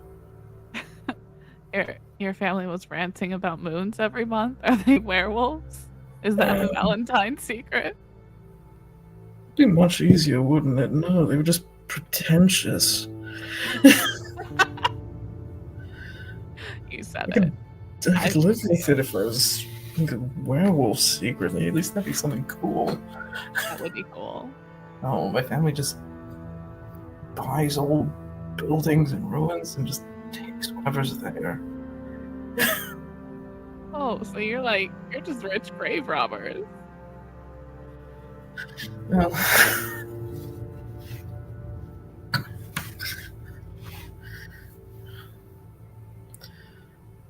no, but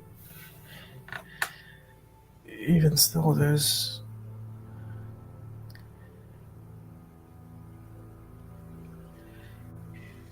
I think at this point it's gotten quite late.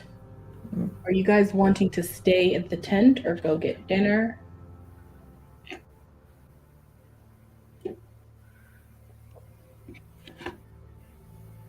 Yeah, we can go. We can go see if Pancake Lady is making pancakes for dinner. Okay. Okay. I'll say that you guys make your way to the mess hall. Which is exactly, for the record, how Gia poses that possibility to Hayden. Yeah. Unfortunately, it is not breakfast for dinner night. There are no pancakes, and there is not a trained woman that you've never noticed before making pancakes for everyone in the back you've seen. Same people you've seen so far.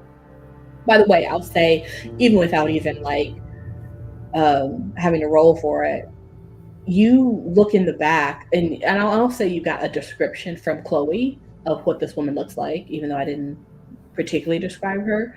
I'll say, like, as you're like, you know, getting your food and sitting down and like looking at like the staff, because they have like an opening where they put the food at, so you guys are able to see them. You don't see anyone that fits that description, and you see that about the same people every time you eat. So No.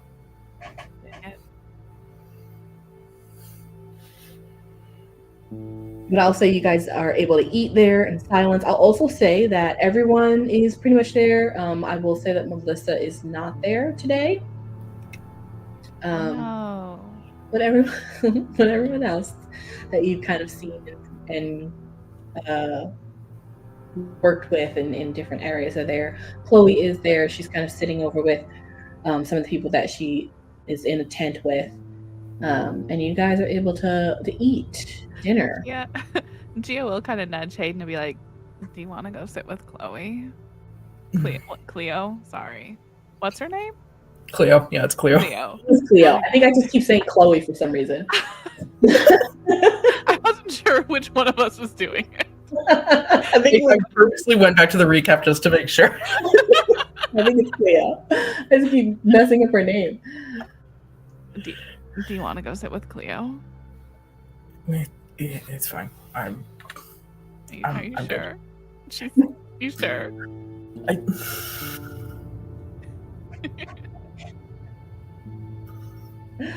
We'll I'm leave just that saying, ribbing I there support for you. dinner.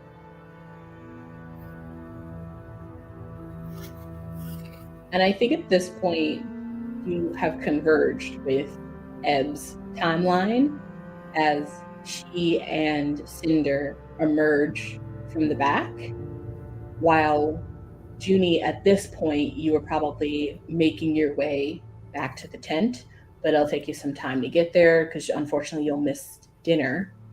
But Gia, Hayden, and actually I should ask Ebb, as you come out of the back with Cinder, like she's kind of shown you back to the opening and taking you back to the side, and you guys are still crawling for some reason, but you know, it's fun.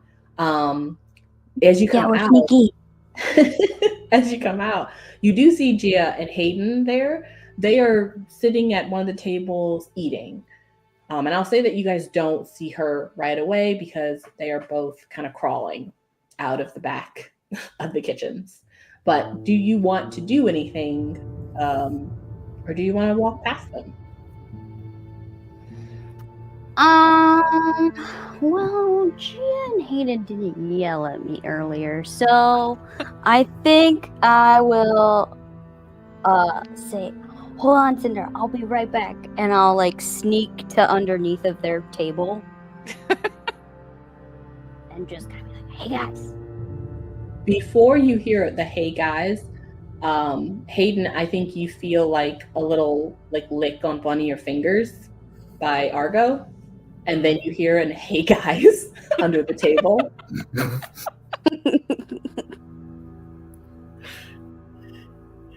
I think for him, is like feeling the lick. He's either consider, especially because they're in like the mess hall and everything. He's either expecting it to be Argos or Belle because of the fact they have interacted with Cinder pretty often at this point.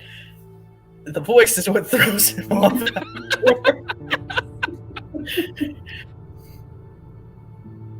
He just kind of looks under the table. He's like,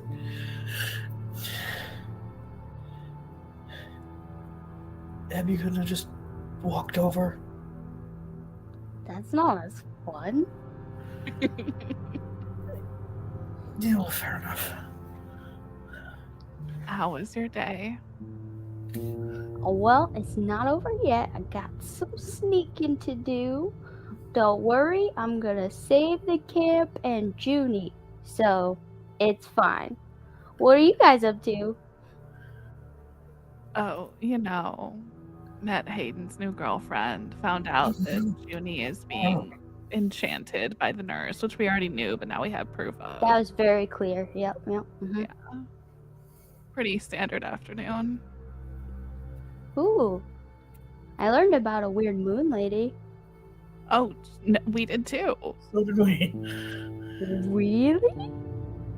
Well, I mean, they say she's a moon lady, but it's more of like a bunch of myths mushed together, including moon ladies. To be fair, could be. They have a myth here at the camp that if you find her magic crystal and dig it up and show it to the moon, she'll give you a present. Nope, different one. Oh, what kind of present? I don't know, but I don't really trust that story. I'm more interested in the really old tree it's buried under. A really old tree? Yes, I think that the forest is trapped, and I'm going to save the forest, and therefore the Whistle Man, and then Junior will be happy because the Whistle Man won't be in jail anymore, and it'll be great. And the key to this is a single tree in the forest. Well, I think it might be like the leader of all the trees, so I'm going to set free the forest.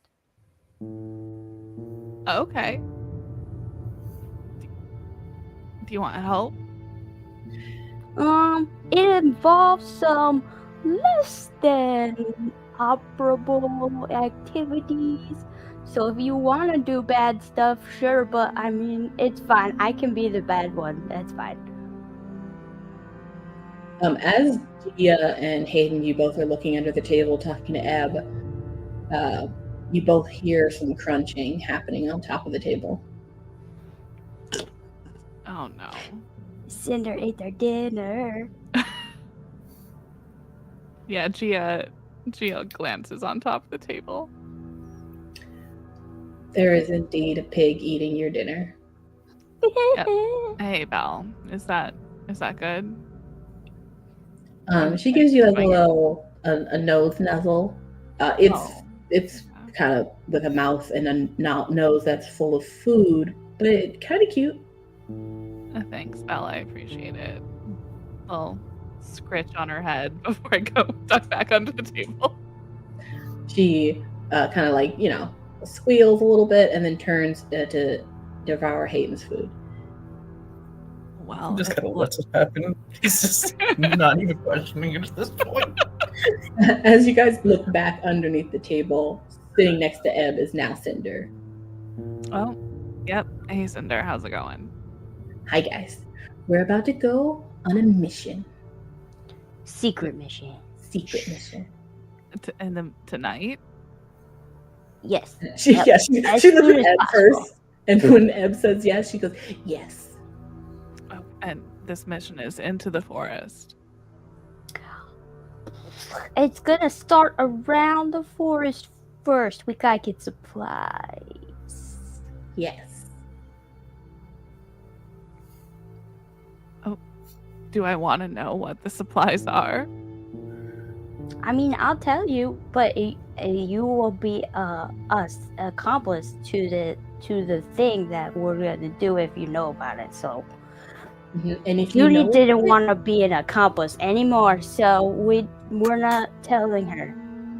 When have I if ever? Sorry, Cinder, go ahead. you have to super pinky promise. If we do tell you, you can't tell anybody else. Oh, yeah, that's a good idea, Cinder. Yes. I mean, just minimum security, obviously. Like, of course. Ebb, when have I ever tried to dissuade you from something? This is fair, but seems like people get mad if we bring them into our adventures without telling them we're bringing them into our adventures. So this time, I just not bring anybody into the adventure unless they're saying they want to go on the adventure. I mean, at least you're telling us there's adventure to it. That is an improvement. See? Adventure. I'm down. Okay. Hayden, do you want to know or do you not want to know?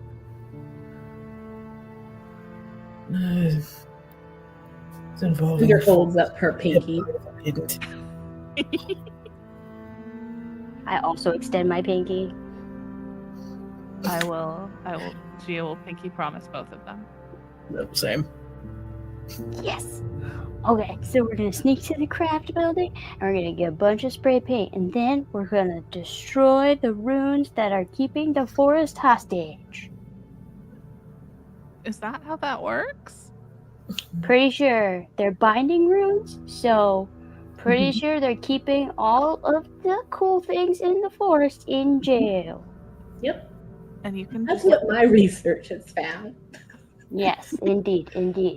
Our very extensive research. Very extensive research.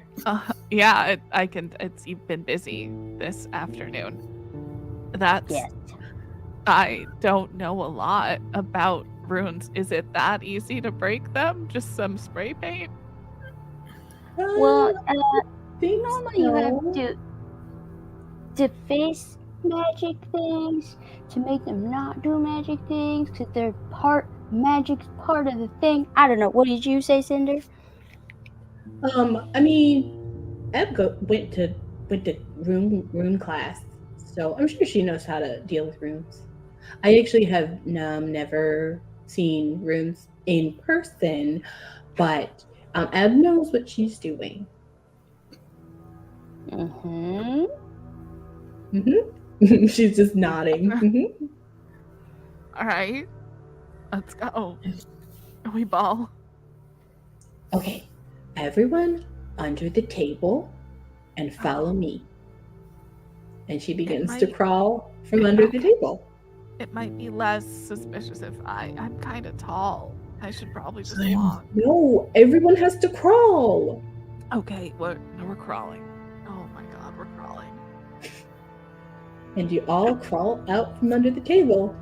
You are certainly 100% seen, and people just sort of watch you all for.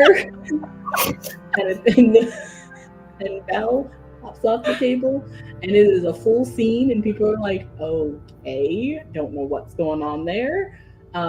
Cleo does kind of look over, and she's also kind of like, okay. And you guys crawl to the door, out of the door, and as soon as you're out, you're able to pop up, and Ebb and Cinder begin to lead you guys down the trail to the supply shack, which is on the way to Berkeley Port, which is where Juni is coming from. And I'll say, as you guys kind of come down the walkway, you see each other walking towards each other. Hi, Juni. What are you guys doing? Things and stuff. Yeah, and stuff and things. Oh. Okay. Do you want to come?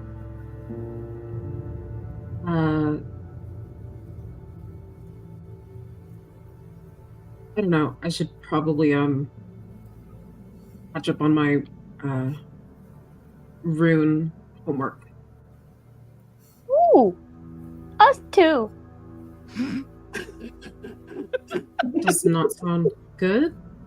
Yeah, actually, you might be helpful because I've never actually seen runes in person, and she kind of puts her hand up as if she's whispering, but she's still very loud. We're about to do a mission, a secret mission.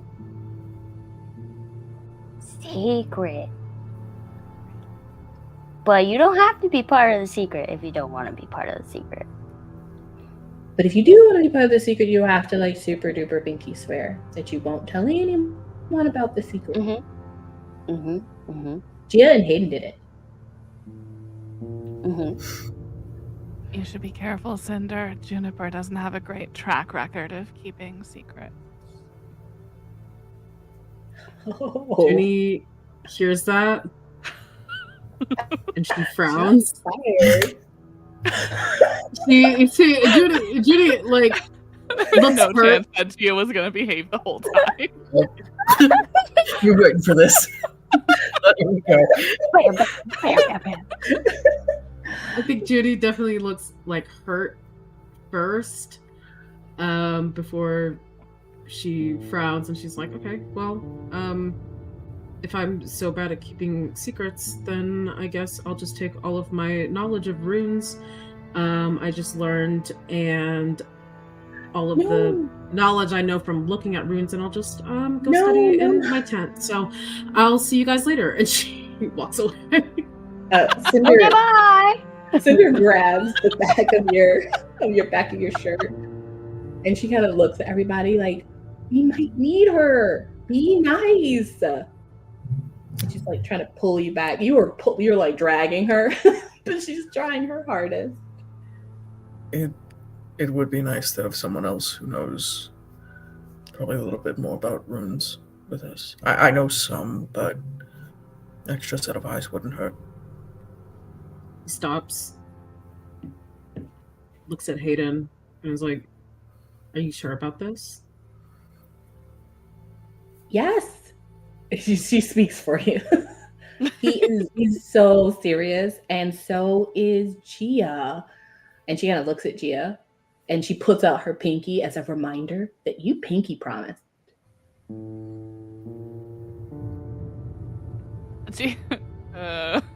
Gia looks at Cinder, who she is fond of, and at her pinky, and is like, I mean, if you want to come, you can, but you have to pinky promise, and you know what happens if you break one of those.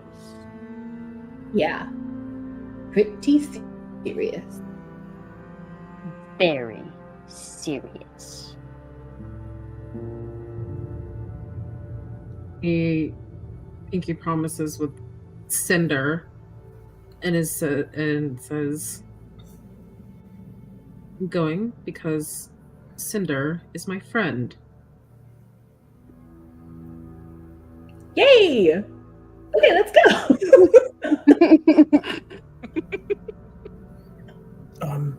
I'll catch up with you guys in just a second. Juni, can I talk to you real quick? Okay. And she like goes off to the side a little bit. She's like, "Did something happen? Is there another egg in the tent?" No. Nothing like that. Relatively right now, how private is kind of where we are. I know we're like out in the middle of the walkway, but it's getting to a point where everyone should be going back to their camps. So because it's getting late. So in a couple of moments you'll have no one around you. I would say there's no one on the road in immediate earshot. Cool.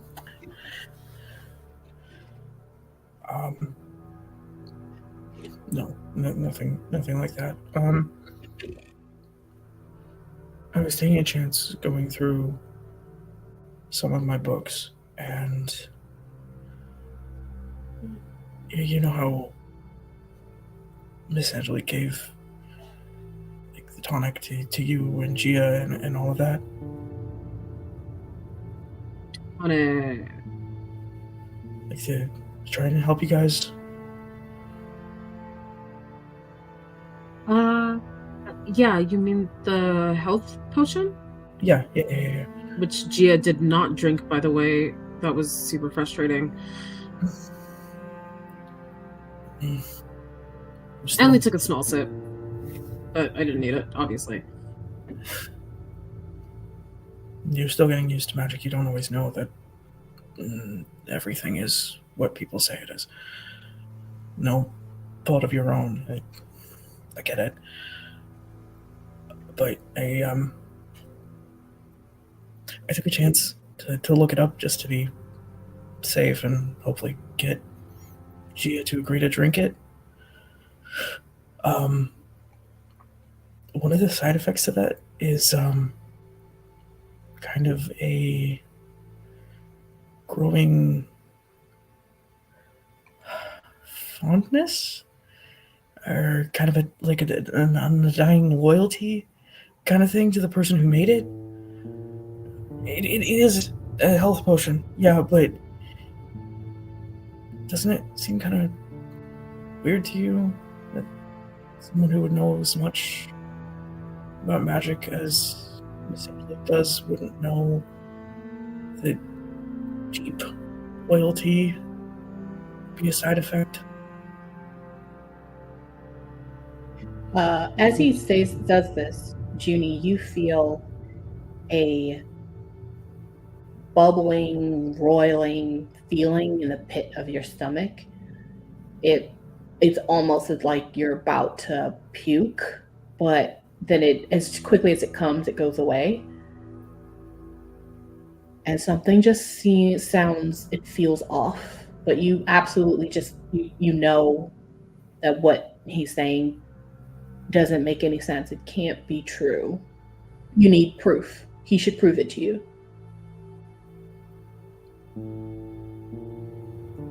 So you're saying that I look like a target and that I'm so dumb to with all this magic stuff that I unknowingly drank some kind of fondness, she puts in quotes, potion?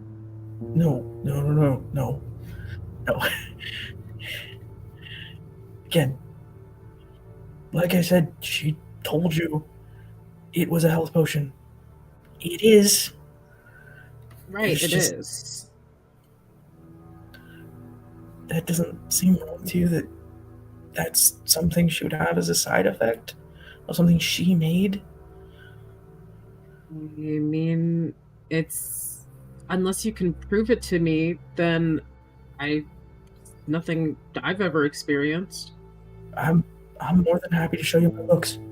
I don't mind. I'm not gonna lie to you about that. Any one of us could fall for that. I come from a long line of prestigious magic users. I wouldn't know better.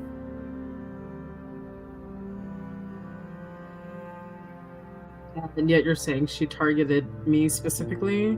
No. Because I'm not used to using magic? No. You're a kid who came in and was injured. A kid who came in and died. I mean, that happens all the time. I mean, look, I'll believe you, I guess, if you can just prove it to me.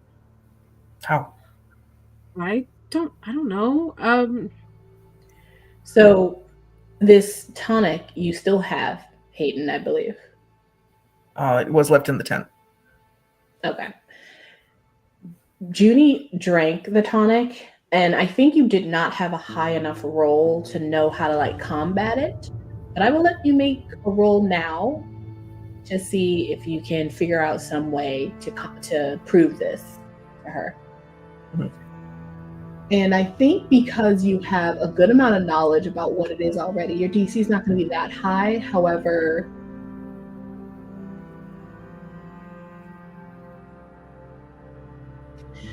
I also think you were feeling something, even without making a roll to determine this, you're feeling something like an aura, radiate from Juni every time you try to convince her of what's happening.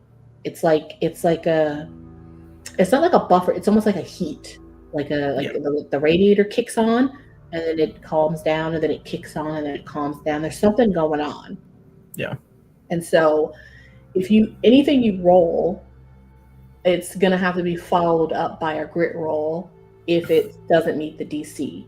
And if you fail your grit roll, something bad's going to happen. Okay. Okay. So brains roll first, I'm guessing? Yes. We'll make it a DC 5. Okay.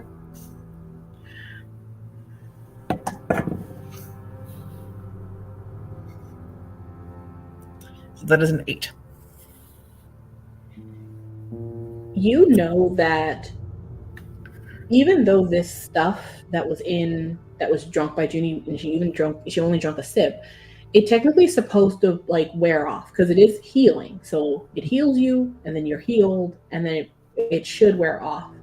The reason why Juni has such an affinity for Miss Angelique, you think there's something else going on here. Something way stronger than taking a sip of a drug tonic. Mm-hmm. You think this might be a curse. And with understanding that, you also understand what could have happened. Go ahead and roll your grit. And if you pass your grit, great. DC is just going to be a 4. Okay, it's doable.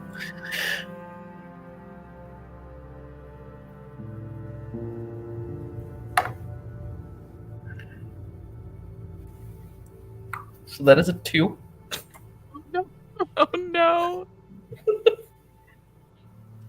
As soon as you realize that this is a curse, you are immediately, not quick enough, but you're immediately trying to figure out how to like protect yourself. So I'll say that because you figured it out so quickly and you got over the DC, I'll allow you to try to protect yourself from this thing. Okay. But essentially, that aura that is coming off of Juni that was like a bit of a heat, it is now like invisible spikes that kind of like shoot out of her that are like boiling hot. And obviously, they're going to go straight for you. But you can try to dodge or fight. So I'll allow brawn or fight, or if you have a weapon on you of some sort, your wand. You can also try flight. You can do something here to try to get out of it. And taking the full damage. Mm-hmm. I'm stripped. I'm thinking just flight, and he basically tries to jump back and out of the way as quick as he can. Okay, so you're gonna try. It's so spur of the moment. He's not even thinking to grab his wand. Okay, so it sounds like you're trying to flight. Yeah. Okay. Juni, you don't know this is happening, but this is that emotional overload happening in like your body and your mind, and that protection, that quote unquote protection, is just trying to, keep the curse working. It's trying to defend itself. So in this moment, you're not uncalm, but you're not calm. So you can go ahead and roll a grit check, and based on that grit check, I might allow you to do something else as you watch, because even though you can't see what Hayden is seeing and understand what's happening, you will see something pierce his body in a few seconds. And as this happens, you 100% know it's coming from you. It's not coming from anywhere else. So either something's going on with you that you accidentally did with your magic, or something else is going on. I don't think you'll know right off the bat. But let's see how calm you can keep yourself. So go ahead and roll a grit. DC, it's going to be a 5.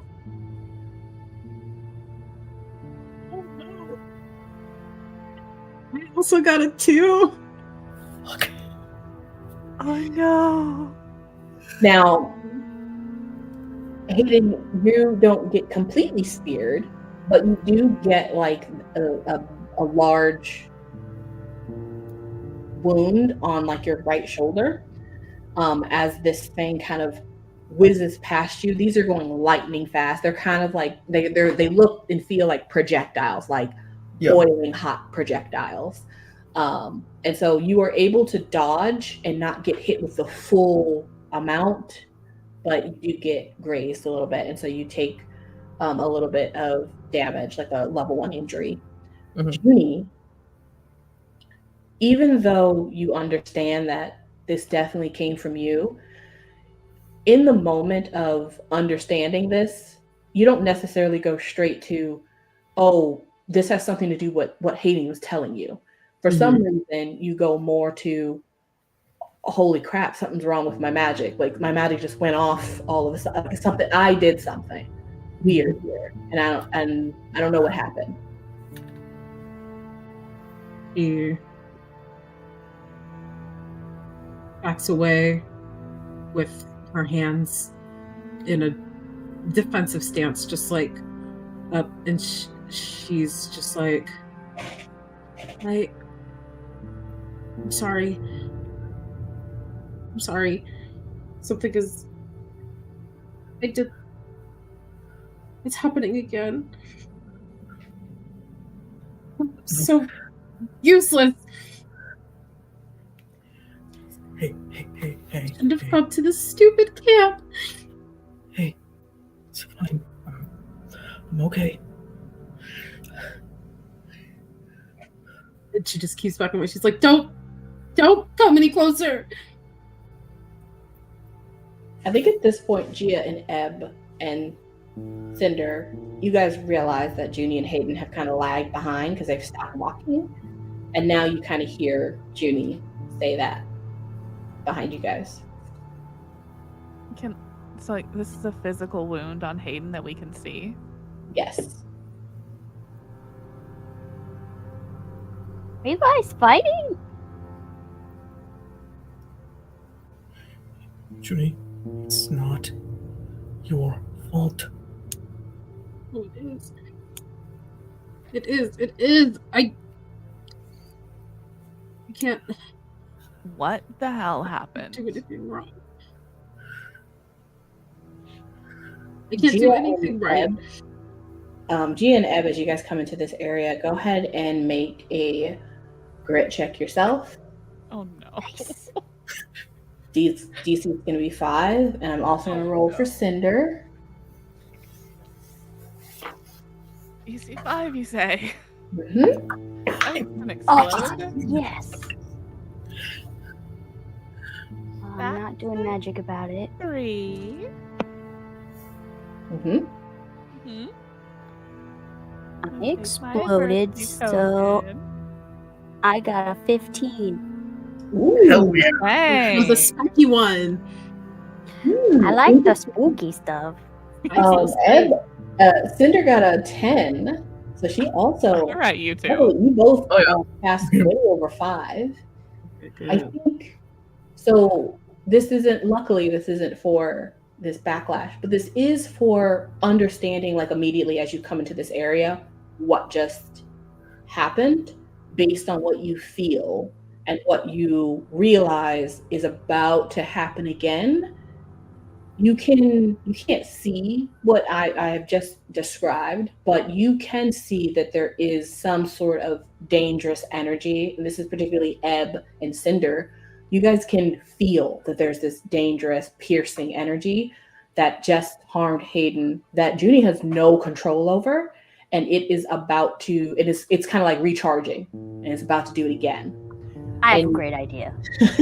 Oh no. Oh god. I will say that if you'd like, I'm not going to make you, with the high grit roll, you can try to make a brains roll before you do anything. Oh, why would I make a brains roll? That's dumb. I'm gonna have Cinder make a brains roll, but you can do whatever you're gonna do. because you guys have like a couple of moments as like Juni's like backing up and Hayden's like trying to get closer to her to talk to her. You guys are just coming into the space, not really knowing what's happening. Is it possible for Gia to try and put herself between Hayden and Juniper with like Hayden behind her? It depends.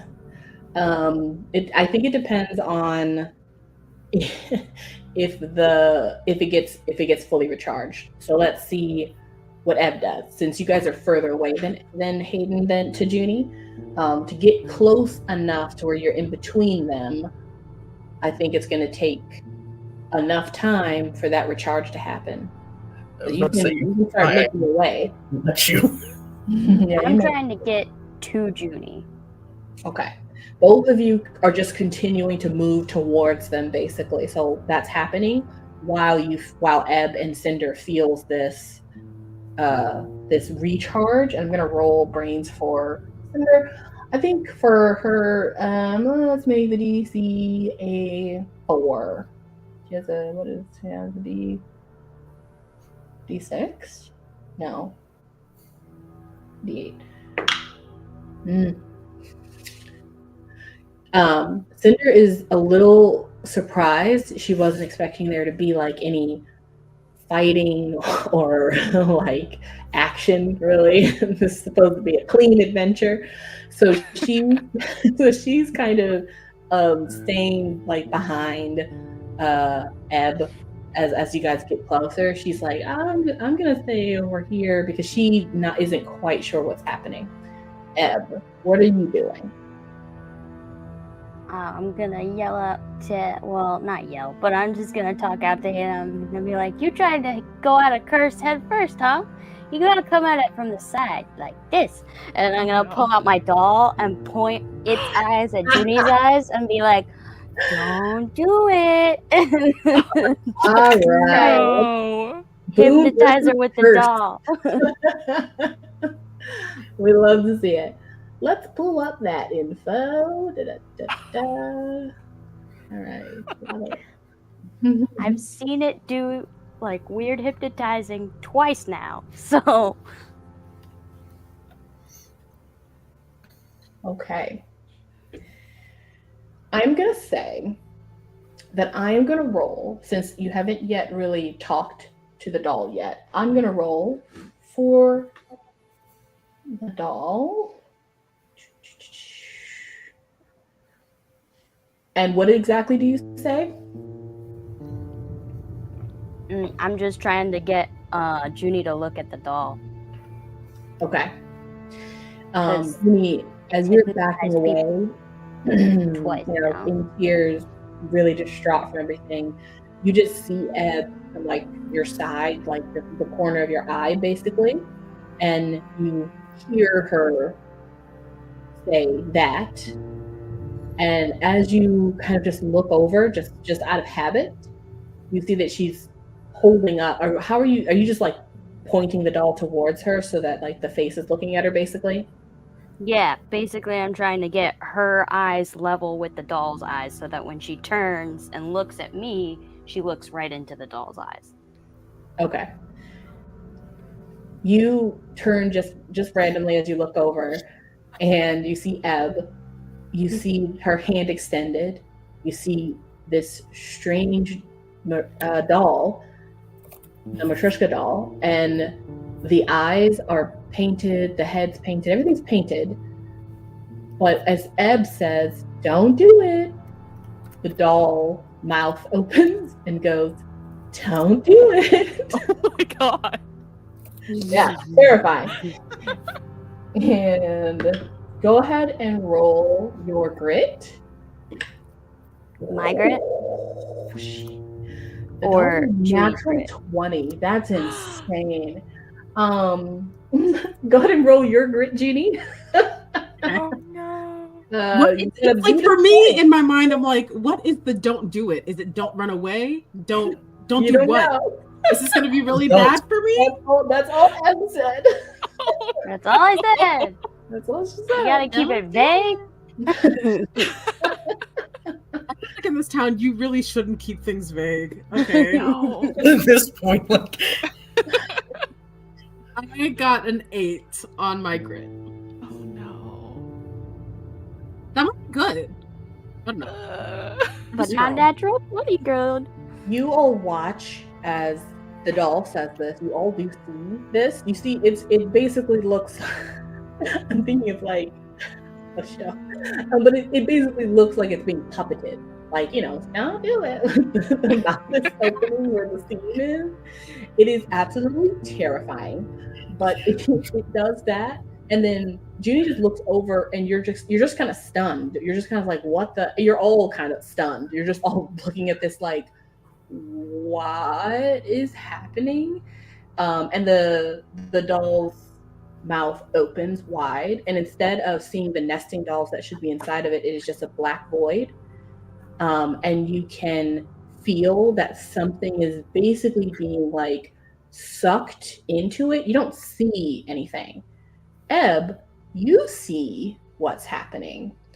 The spikes that were recharging the energy, it's being basically sucked into the mouth of your doll as it like siphons the energy from Junie.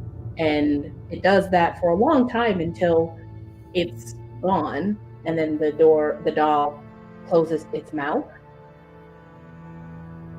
and it's like nothing ever happened. Gia, Hayden, and Junie, you just see the doll's mouth open. There's a swift wind that picks up for a second, and then the doll's mouth closes, and you're all just kind of standing there stunned. Junie, I will say to you, for the first time in a couple of days, since the very first time the very first time you really met Miss Angelique, drank the tea. The second time you met up with her, she put the curse on you. The next time, like, since you've been over and over again, like, accosted by different things she's been doing and not being able to see it, for the first time, I think you finally realize what has been happening, and your curse is lifted. I revoke Feel better, Junie? curse card. Wow. Hell yeah. Junie just kind of falls to her knees and just starts crying. I'm gonna go and tap her on the shoulder and be like, it's okay, Junie. Everybody gets in a curse once in a while. It's fine. Hayden just kind of comes over, kneels down right as Ebb says it. Like, I don't think that's the sentiment to be sharing right now, Ebb. I think Junie doesn't even hear it. I think she's just so distraught from the fact that she still feels like it's her fault that she hurt Hayden, and now she feels like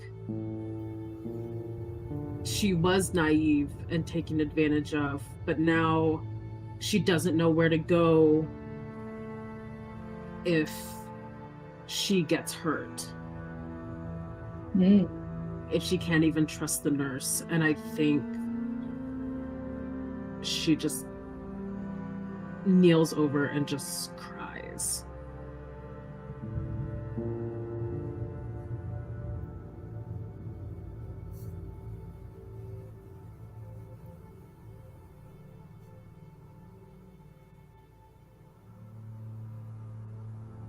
I think Gia just kind of silently hands Hayden a bandage out of her med kit. You're like, how bad is he injured right now? Yeah, more than a band-aid, certainly. But like an actual bandage, not just a band-aid. Okay. Yeah, I think with a bandage and eventually getting something to, clean it up, you should be fine. I have boot water, but that's not very clean. Well, I'll deal with it later.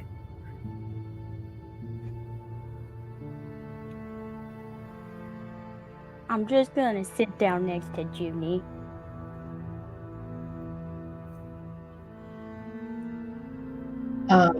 Ebb, please mark a tally somewhere on your character sheet. Cool. Yes. Okay. And you all, Ebb sits next to Junie, and Gia and Hayden kind of fixes his shoulder as best they can. And the late afternoon turns to night.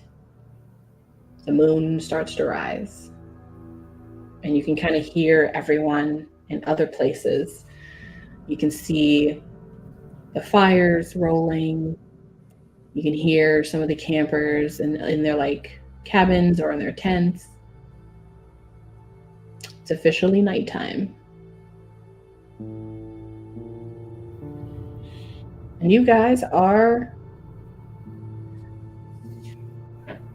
kind of outside the supply shack on the road. Just having a moment. Dang, that's like right behind the nurse's tent. Oh, crap. I know. I'm actually Ugh, surprised we you did moved. not hear any of this. We should go. Well, we don't know her. We don't. Oh God, yeah, we don't.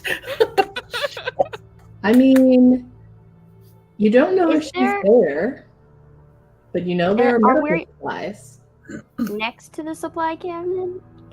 Yeah, you guys are in front of where the supply shack is, because that's where you guys Does met. it have a chimney or windows of any kind, or not really?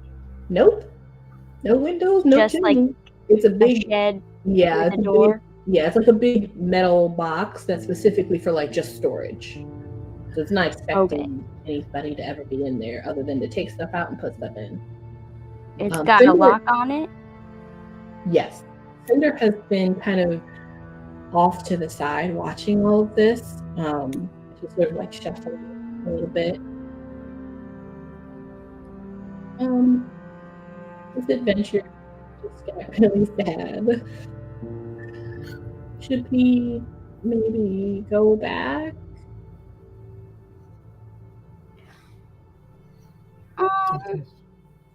At least for tonight. Real quick, I'm just gonna get on my broom, which gives me the what is it? It gives me a thing. Oh, I can spend two tokens to not be seen while I'm on my broom. Leave it to Ebb to focus on the actual matters at hand. Yep. And I'm gonna use magic about that lock and try and get all of the spray paint in there and then lock it back up. Okay. And then get off my broom and run away with everybody. Okay. Cinder is going to help you. She'll kind of like be a lookout on the ground. What do you want me to roll? Well, if you're flying, it's going to be flight. Okay. Let's make the DC. It's nighttime. You're trying to get on the top of this supply shack. I'm trying to just like use the basically invisibility-ness of my broom flying to go to the lock, unlock it, get inside, get all the stuff, lock it back up, and run away without anybody knowing there was a person there. Oh, okay. Okay. Then this will just be for like getting in there because you're going to have to figure out how to break the lock. How are you breaking the lock? That's what I was gonna do magic about. Okay. So that's probably, if you're going to use your wand, probably fight. Yeah. Let's Okay. it's just a lock, so DC is going to be, 2. It's a metal lock. They're not expecting people to break into the supply shack. Yeah, why would you do that? That's crazy. Mhm. Okay, here we go. Magic. 5 plus 1 is a 6. Yeah, you're able to quickly break it, get in. And when you go inside, there's a lot of stuff in here. Lots of like camping gear, lots of gear for the lake, lots of stuff for like different cabins, lots of like extra stuff. It's pretty packed full in here. And then there's also all the archery stuff. So the spray paint is in like the craft box or one of the craft boxes. So it's not like out, but it's in a box in the back.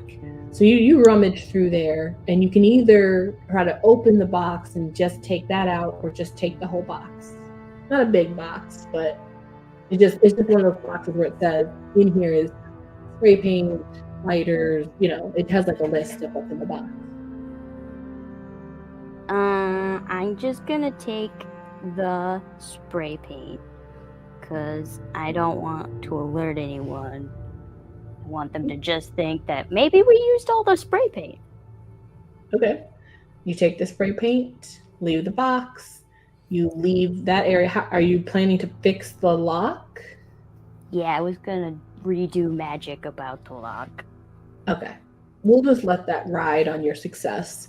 We'll say you just fixed the lock, or maybe you unlocked it, did like a lock picking thing to get in, and then you just can close it. And Cinder's kind of doing a little. Now, I will say, even though you didn't fly with the broom, Cinder does kind of look over at you like, okay, we should go. Okay. And I get back to the group and okay, we're all good. Let's go back to the tent. That sounds good.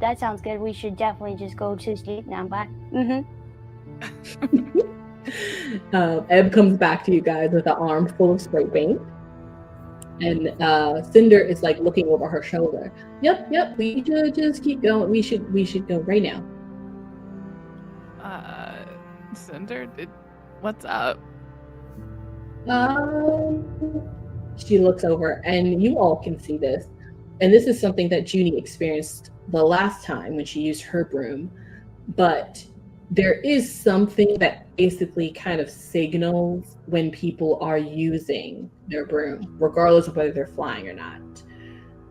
And so you can kind of see from Break Leg Point, you can see someone coming down the hill towards you guys.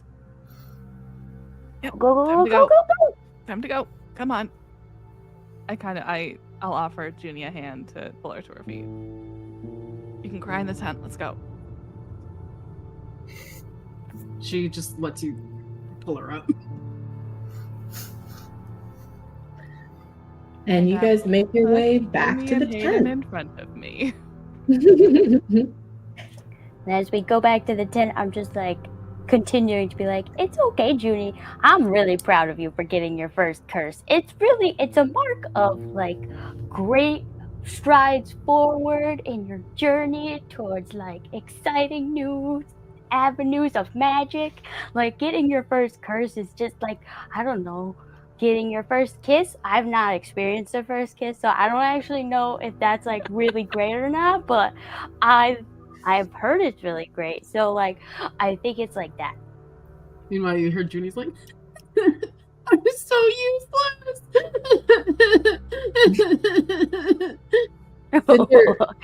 Cinder kind of comes next to you and she kind of pats you on the side and she says, don't worry. Next time you come to the mess hall, I'll give you all my fried bacon. Aww. So nice. You'll have to share it with Belle, of course. And Juni Isn't just that nods. like cannibalism, Cinder? I feel like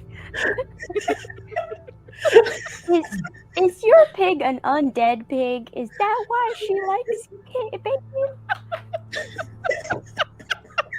I think this time Juni does speak up and she's just like,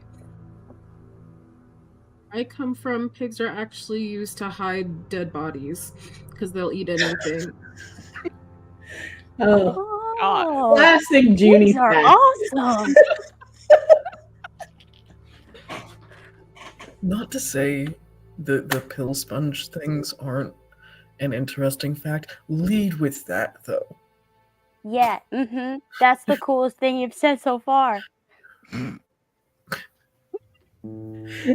As you guys are walking back to the tent and Junie says this, you all just see Belle kind of side eye all of you. and then keep walking. Like, No. Hmm. No Belle. As you guys get back to the tent, Mickey is waiting for you all. I'm gonna have hidden all of the spray paint in my backpack. There is no sign that I had any spray paint. I just have my normal backpack that's definitely full of rocks as per usual. Kids collect rocks. Yeah. She kind of looks at all of you. Hi guys, how are you doing? I know it's been a crazy day for you. We got your tent all cleaned up, so you're welcome to stay there the night. We also fixed the back, so it shouldn't be brazy or anything. You guys need anything from me or? No, I think we're just gonna call it a night and try and get some sleep. Is my pool full of water again? It is. Yeah, we got it refilled for you. Thanks. Okay, well, and just as she's about to finish up the pleasantries and walk away, she kind of looks over at Hayden. She's like, "Oh, rough day." And then she realizes that you probably didn't go to class because she was about to say at class. That happened. Wait, sorry. Is that just from getting healed? Do you need Miss Angelique? Oh no, she. No. We just came home from the nurse's tent. Oh, she watches you all just be like, no, absolutely not. Okay, great. All right, well, let me know if you need anything. And she walks off. And your tent is all cleaned up, and the mucus and the back that was like lightly ripped when he had come out the back is all fixed. It's as if Fred was never there.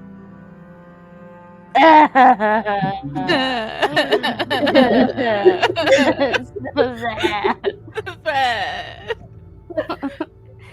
Our gooey, lovable monster. Our boy. He was beautiful. Sitting on your bed, Hayden, is a little box as well that has like a bow on it.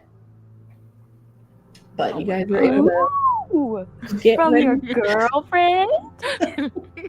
What's in the box, Hayden? Hayden's he will gonna get take his first kiss at camp. What? First kiss. Let's go. Let's go. One time at magic camp. No. God, I should know. He will take a chance. Sit down on his bed and open it. What's everyone else doing? Other than crowding around Hayden Oh, and turning. yeah. Watching Hayden open the gift. She is trying to be respectful, but she absolutely is like hovering a bit. I definitely think Juni is not in the mood. She has gotten in her sleeping bag and is just laying in it. Like completely covered.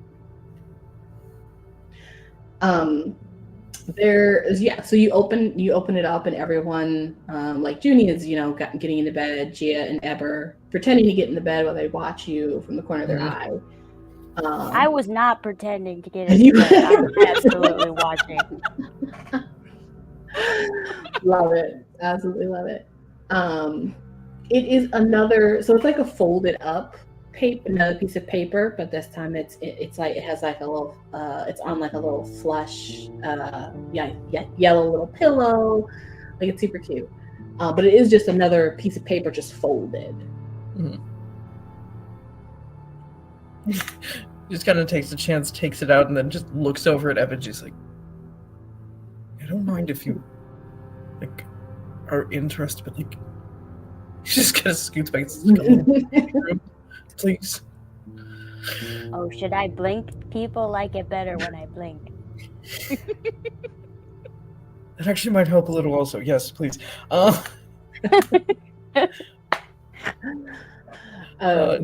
will go ahead and open it up. You open it, and it's another long passage, like very similar to, but it's handwritten. And at the beginning she just says, "Hi, it's Chloe. This letter is from Chloe." And then there's like a little heart after her name. But then she says basically that she saw you guys crawling out of the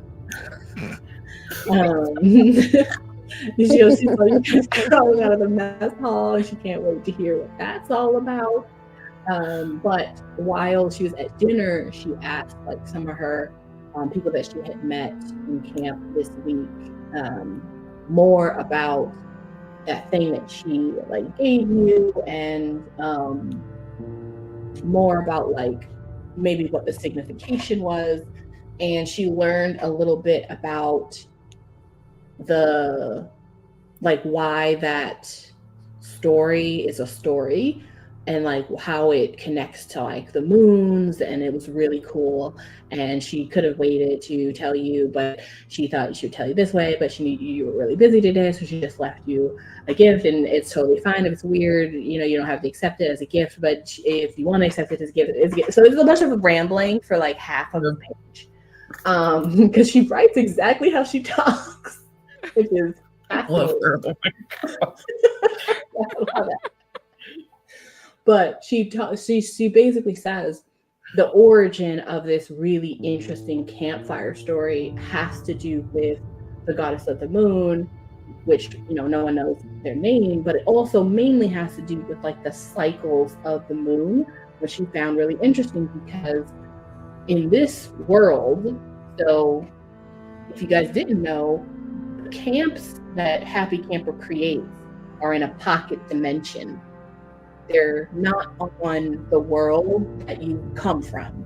They're somewhere else. No one knows where they're at for privacy reasons.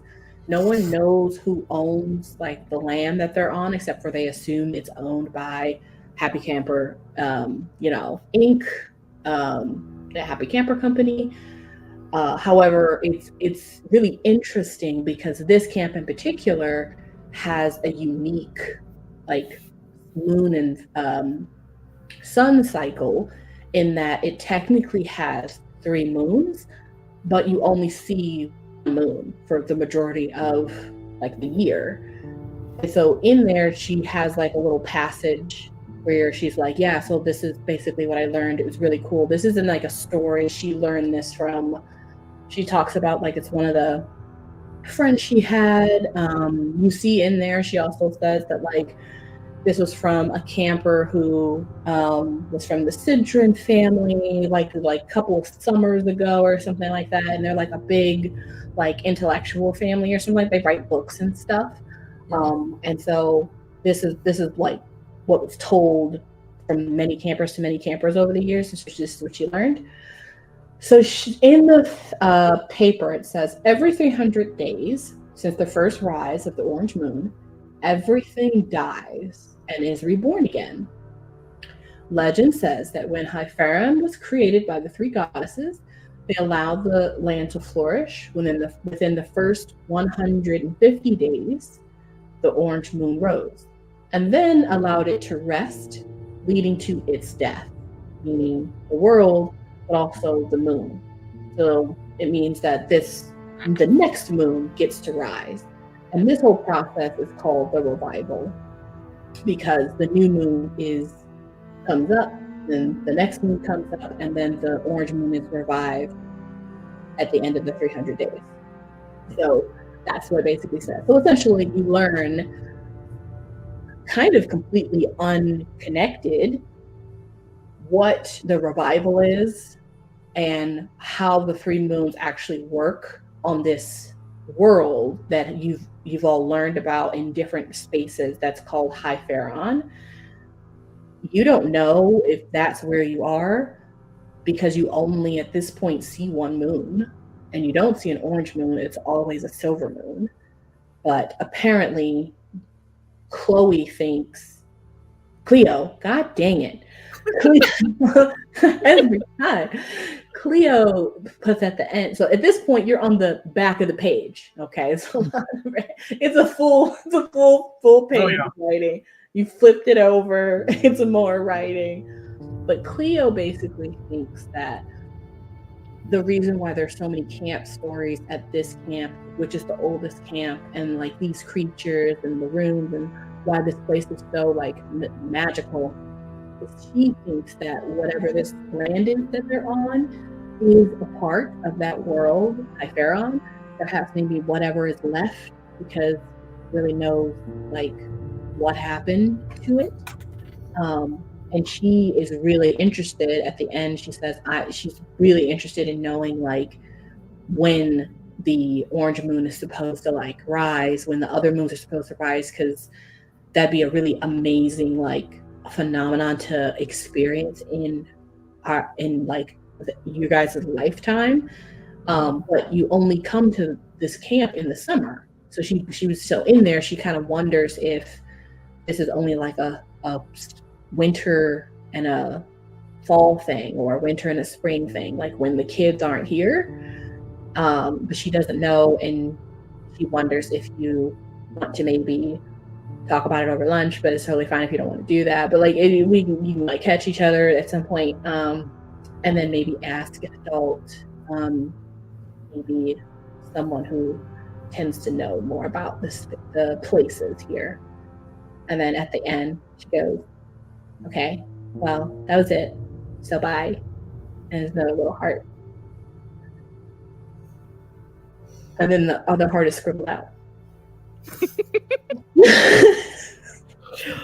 I think if anything, he's occasionally, more so specifically to Gia, because the fact she was in there when Cleo was in there with the first section of the story. He is kind of mentioning some of like the actual like lore drops, like that kind of extra detail, and he's kind of just like, and he kind of like halfway talking but not actually saying out any of the kind of rambling and things like that. Yeah.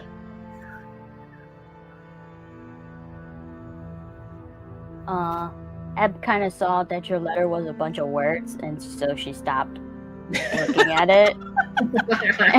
What did you think they were? I don't know. Maybe it was a bunch of like magic spells, but it's just a bunch of words all in a row. So, instead, she wants to search the tent before she goes to sleep for any runes, because she's pretty sure they're spies. Mm-hmm. Okay. Yeah, you can do that. There aren't any. you can look around. you can look around them seriously. I'll say that Cinder has like left as with Belle, and she sort of has just, she's gone her way. And yeah. Good night, Cinder. Don't worry, we will definitely continue this mission tomorrow during downtime. Cool. I think Gia listens to Hayden, and like when he's mumbling a bit more, she kind of peeks over his shoulder, sees the heart, and grins, but doesn't say anything about it. And then once he's done, she goes and just like sits on Juni's bed and says, "Is Juni still awake?" Yeah, I think she's still awake, but she's eerily quiet for Juni. Yeah, I think Gia just sits on the bed, like kind of by her feet, and just says like, being cursed doesn't make you weak. It can happen to anyone. And it's more of a reflection on the bad manners and bad intentions of the person who did it than on the person who got cursed. Unless you get cursed like robbing a grave or something, in which case that one's totally on you. But I don't think That one tickles. No. We don't encourage grave robbing, Ebb. Get good stuff out of there. Ebb.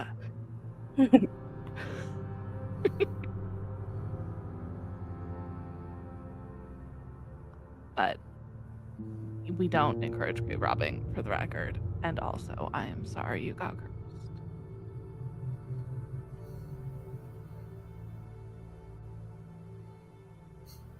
But not sorry I got hurt. Okay, if you want to do this now in your fragile emotional state, sure, we can do this.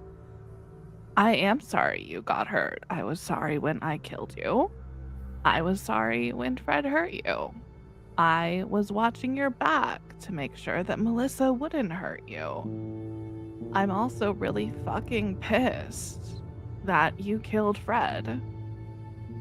And those two truths can exist in the same universe, because they do.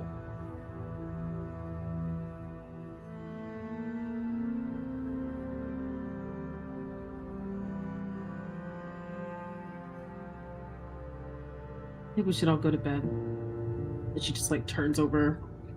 So she's kind of facing the wall of the tent.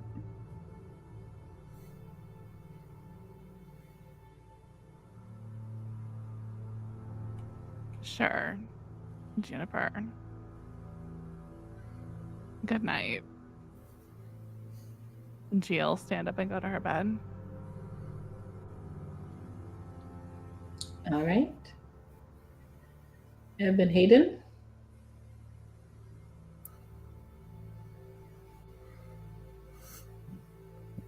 Did I find any runes? You did not. Okay, it's safe, Hayden. Now you can explain to me what that bunch of words all in a row was. I'll tell you tomorrow. Okay. Do you think the moon goddess is like real, or just like another made up thing that the adults aren't telling us the whole thing about? Mm, Probably both.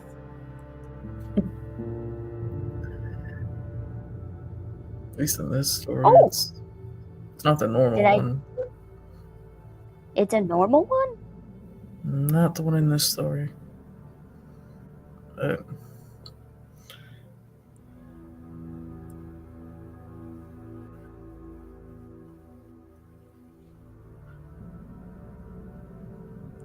Guys, I named my doll Oh, what's her name?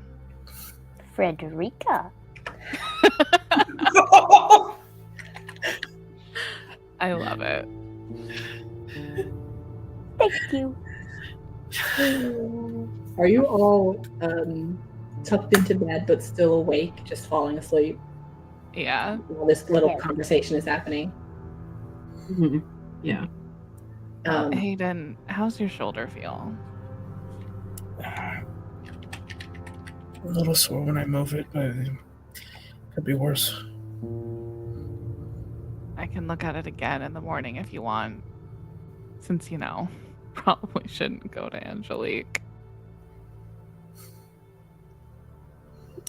I think if any of us does have to go to her, go in pairs if we can. As he says this, Hayden, Gia, and Juni, you guys remember that you guys did go in pairs last time. Well, when I got the tonic, Juni was the one who dragged me there. So I guess it did stop me from being forced to drink the tonic right then and there. But I don't know if that's going to be a great defense. Better just to avoid her if at all possible.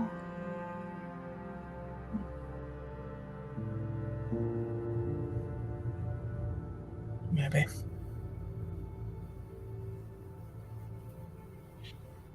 Or maybe we should steal a bunch of her healing potions and make the rest of the camp our followers. I love that initiative, but I don't. I think we would have to make the healing potion to get that effect. Ebb's asleep. She's maniacal even in her sleep. That tracks, honestly. It really does. Okay. I need everyone to let me know who is asleep. Ebb's asleep? Who else? I think probably shortly after that conversation, Gia would nod off. She is asleep. I think Juni is awake. Okay. Pretending she's asleep. I think Hayden's brain is kind of still turning with everything from Cleo. If anything, he has probably grabbed his wand and a couple of his books, kind of like the kid who's up with a flashlight reading late at night when they shouldn't be. Oh, okay. Well, it sounds like Juni, you're the only one who's like awake but not fully awake, but Hayden seems still fully awake. So Juni, go ahead and roll a d4. I'm awake. I'm just pretending. I was pretending to sleep so nobody would talk to me anymore. Oh, okay. Juni and Hayden, as you guys are kind of like still awake, but Gia and Ebb have gone to bed. As you two eventually will fall asleep, there's just silence that you hear all around you for a while, for like a couple of minutes. And then you hear coming from Ebb's bed a creaking sound like wood, like floorboards being walked on. It's very light, but very clear. And it's very clearly coming from Ebb's bed. Or her little Tracks. pool. I look over there. Ebb, where have you put Federica? Oh, I'm snuggling with her. She's my new stuffy. You see Ebb very comfortable in her little pool. She's turned towards you guys, and wrapped up in her arms is her little Matryoshka doll. And you watch as the doll's mouth creaks, and it has a huge, wide, split smile as it lets you watch it.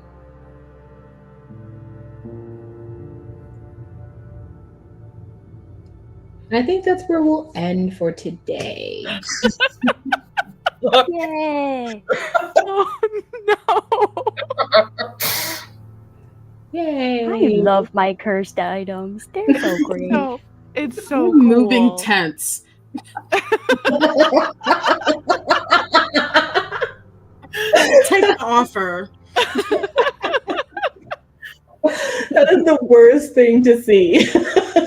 Never sleeping again. Oh, all right, everyone. Thank you all for watching. Thank you, players, for playing along with me today. And we will see you all next time. Take care. Bye. Bye.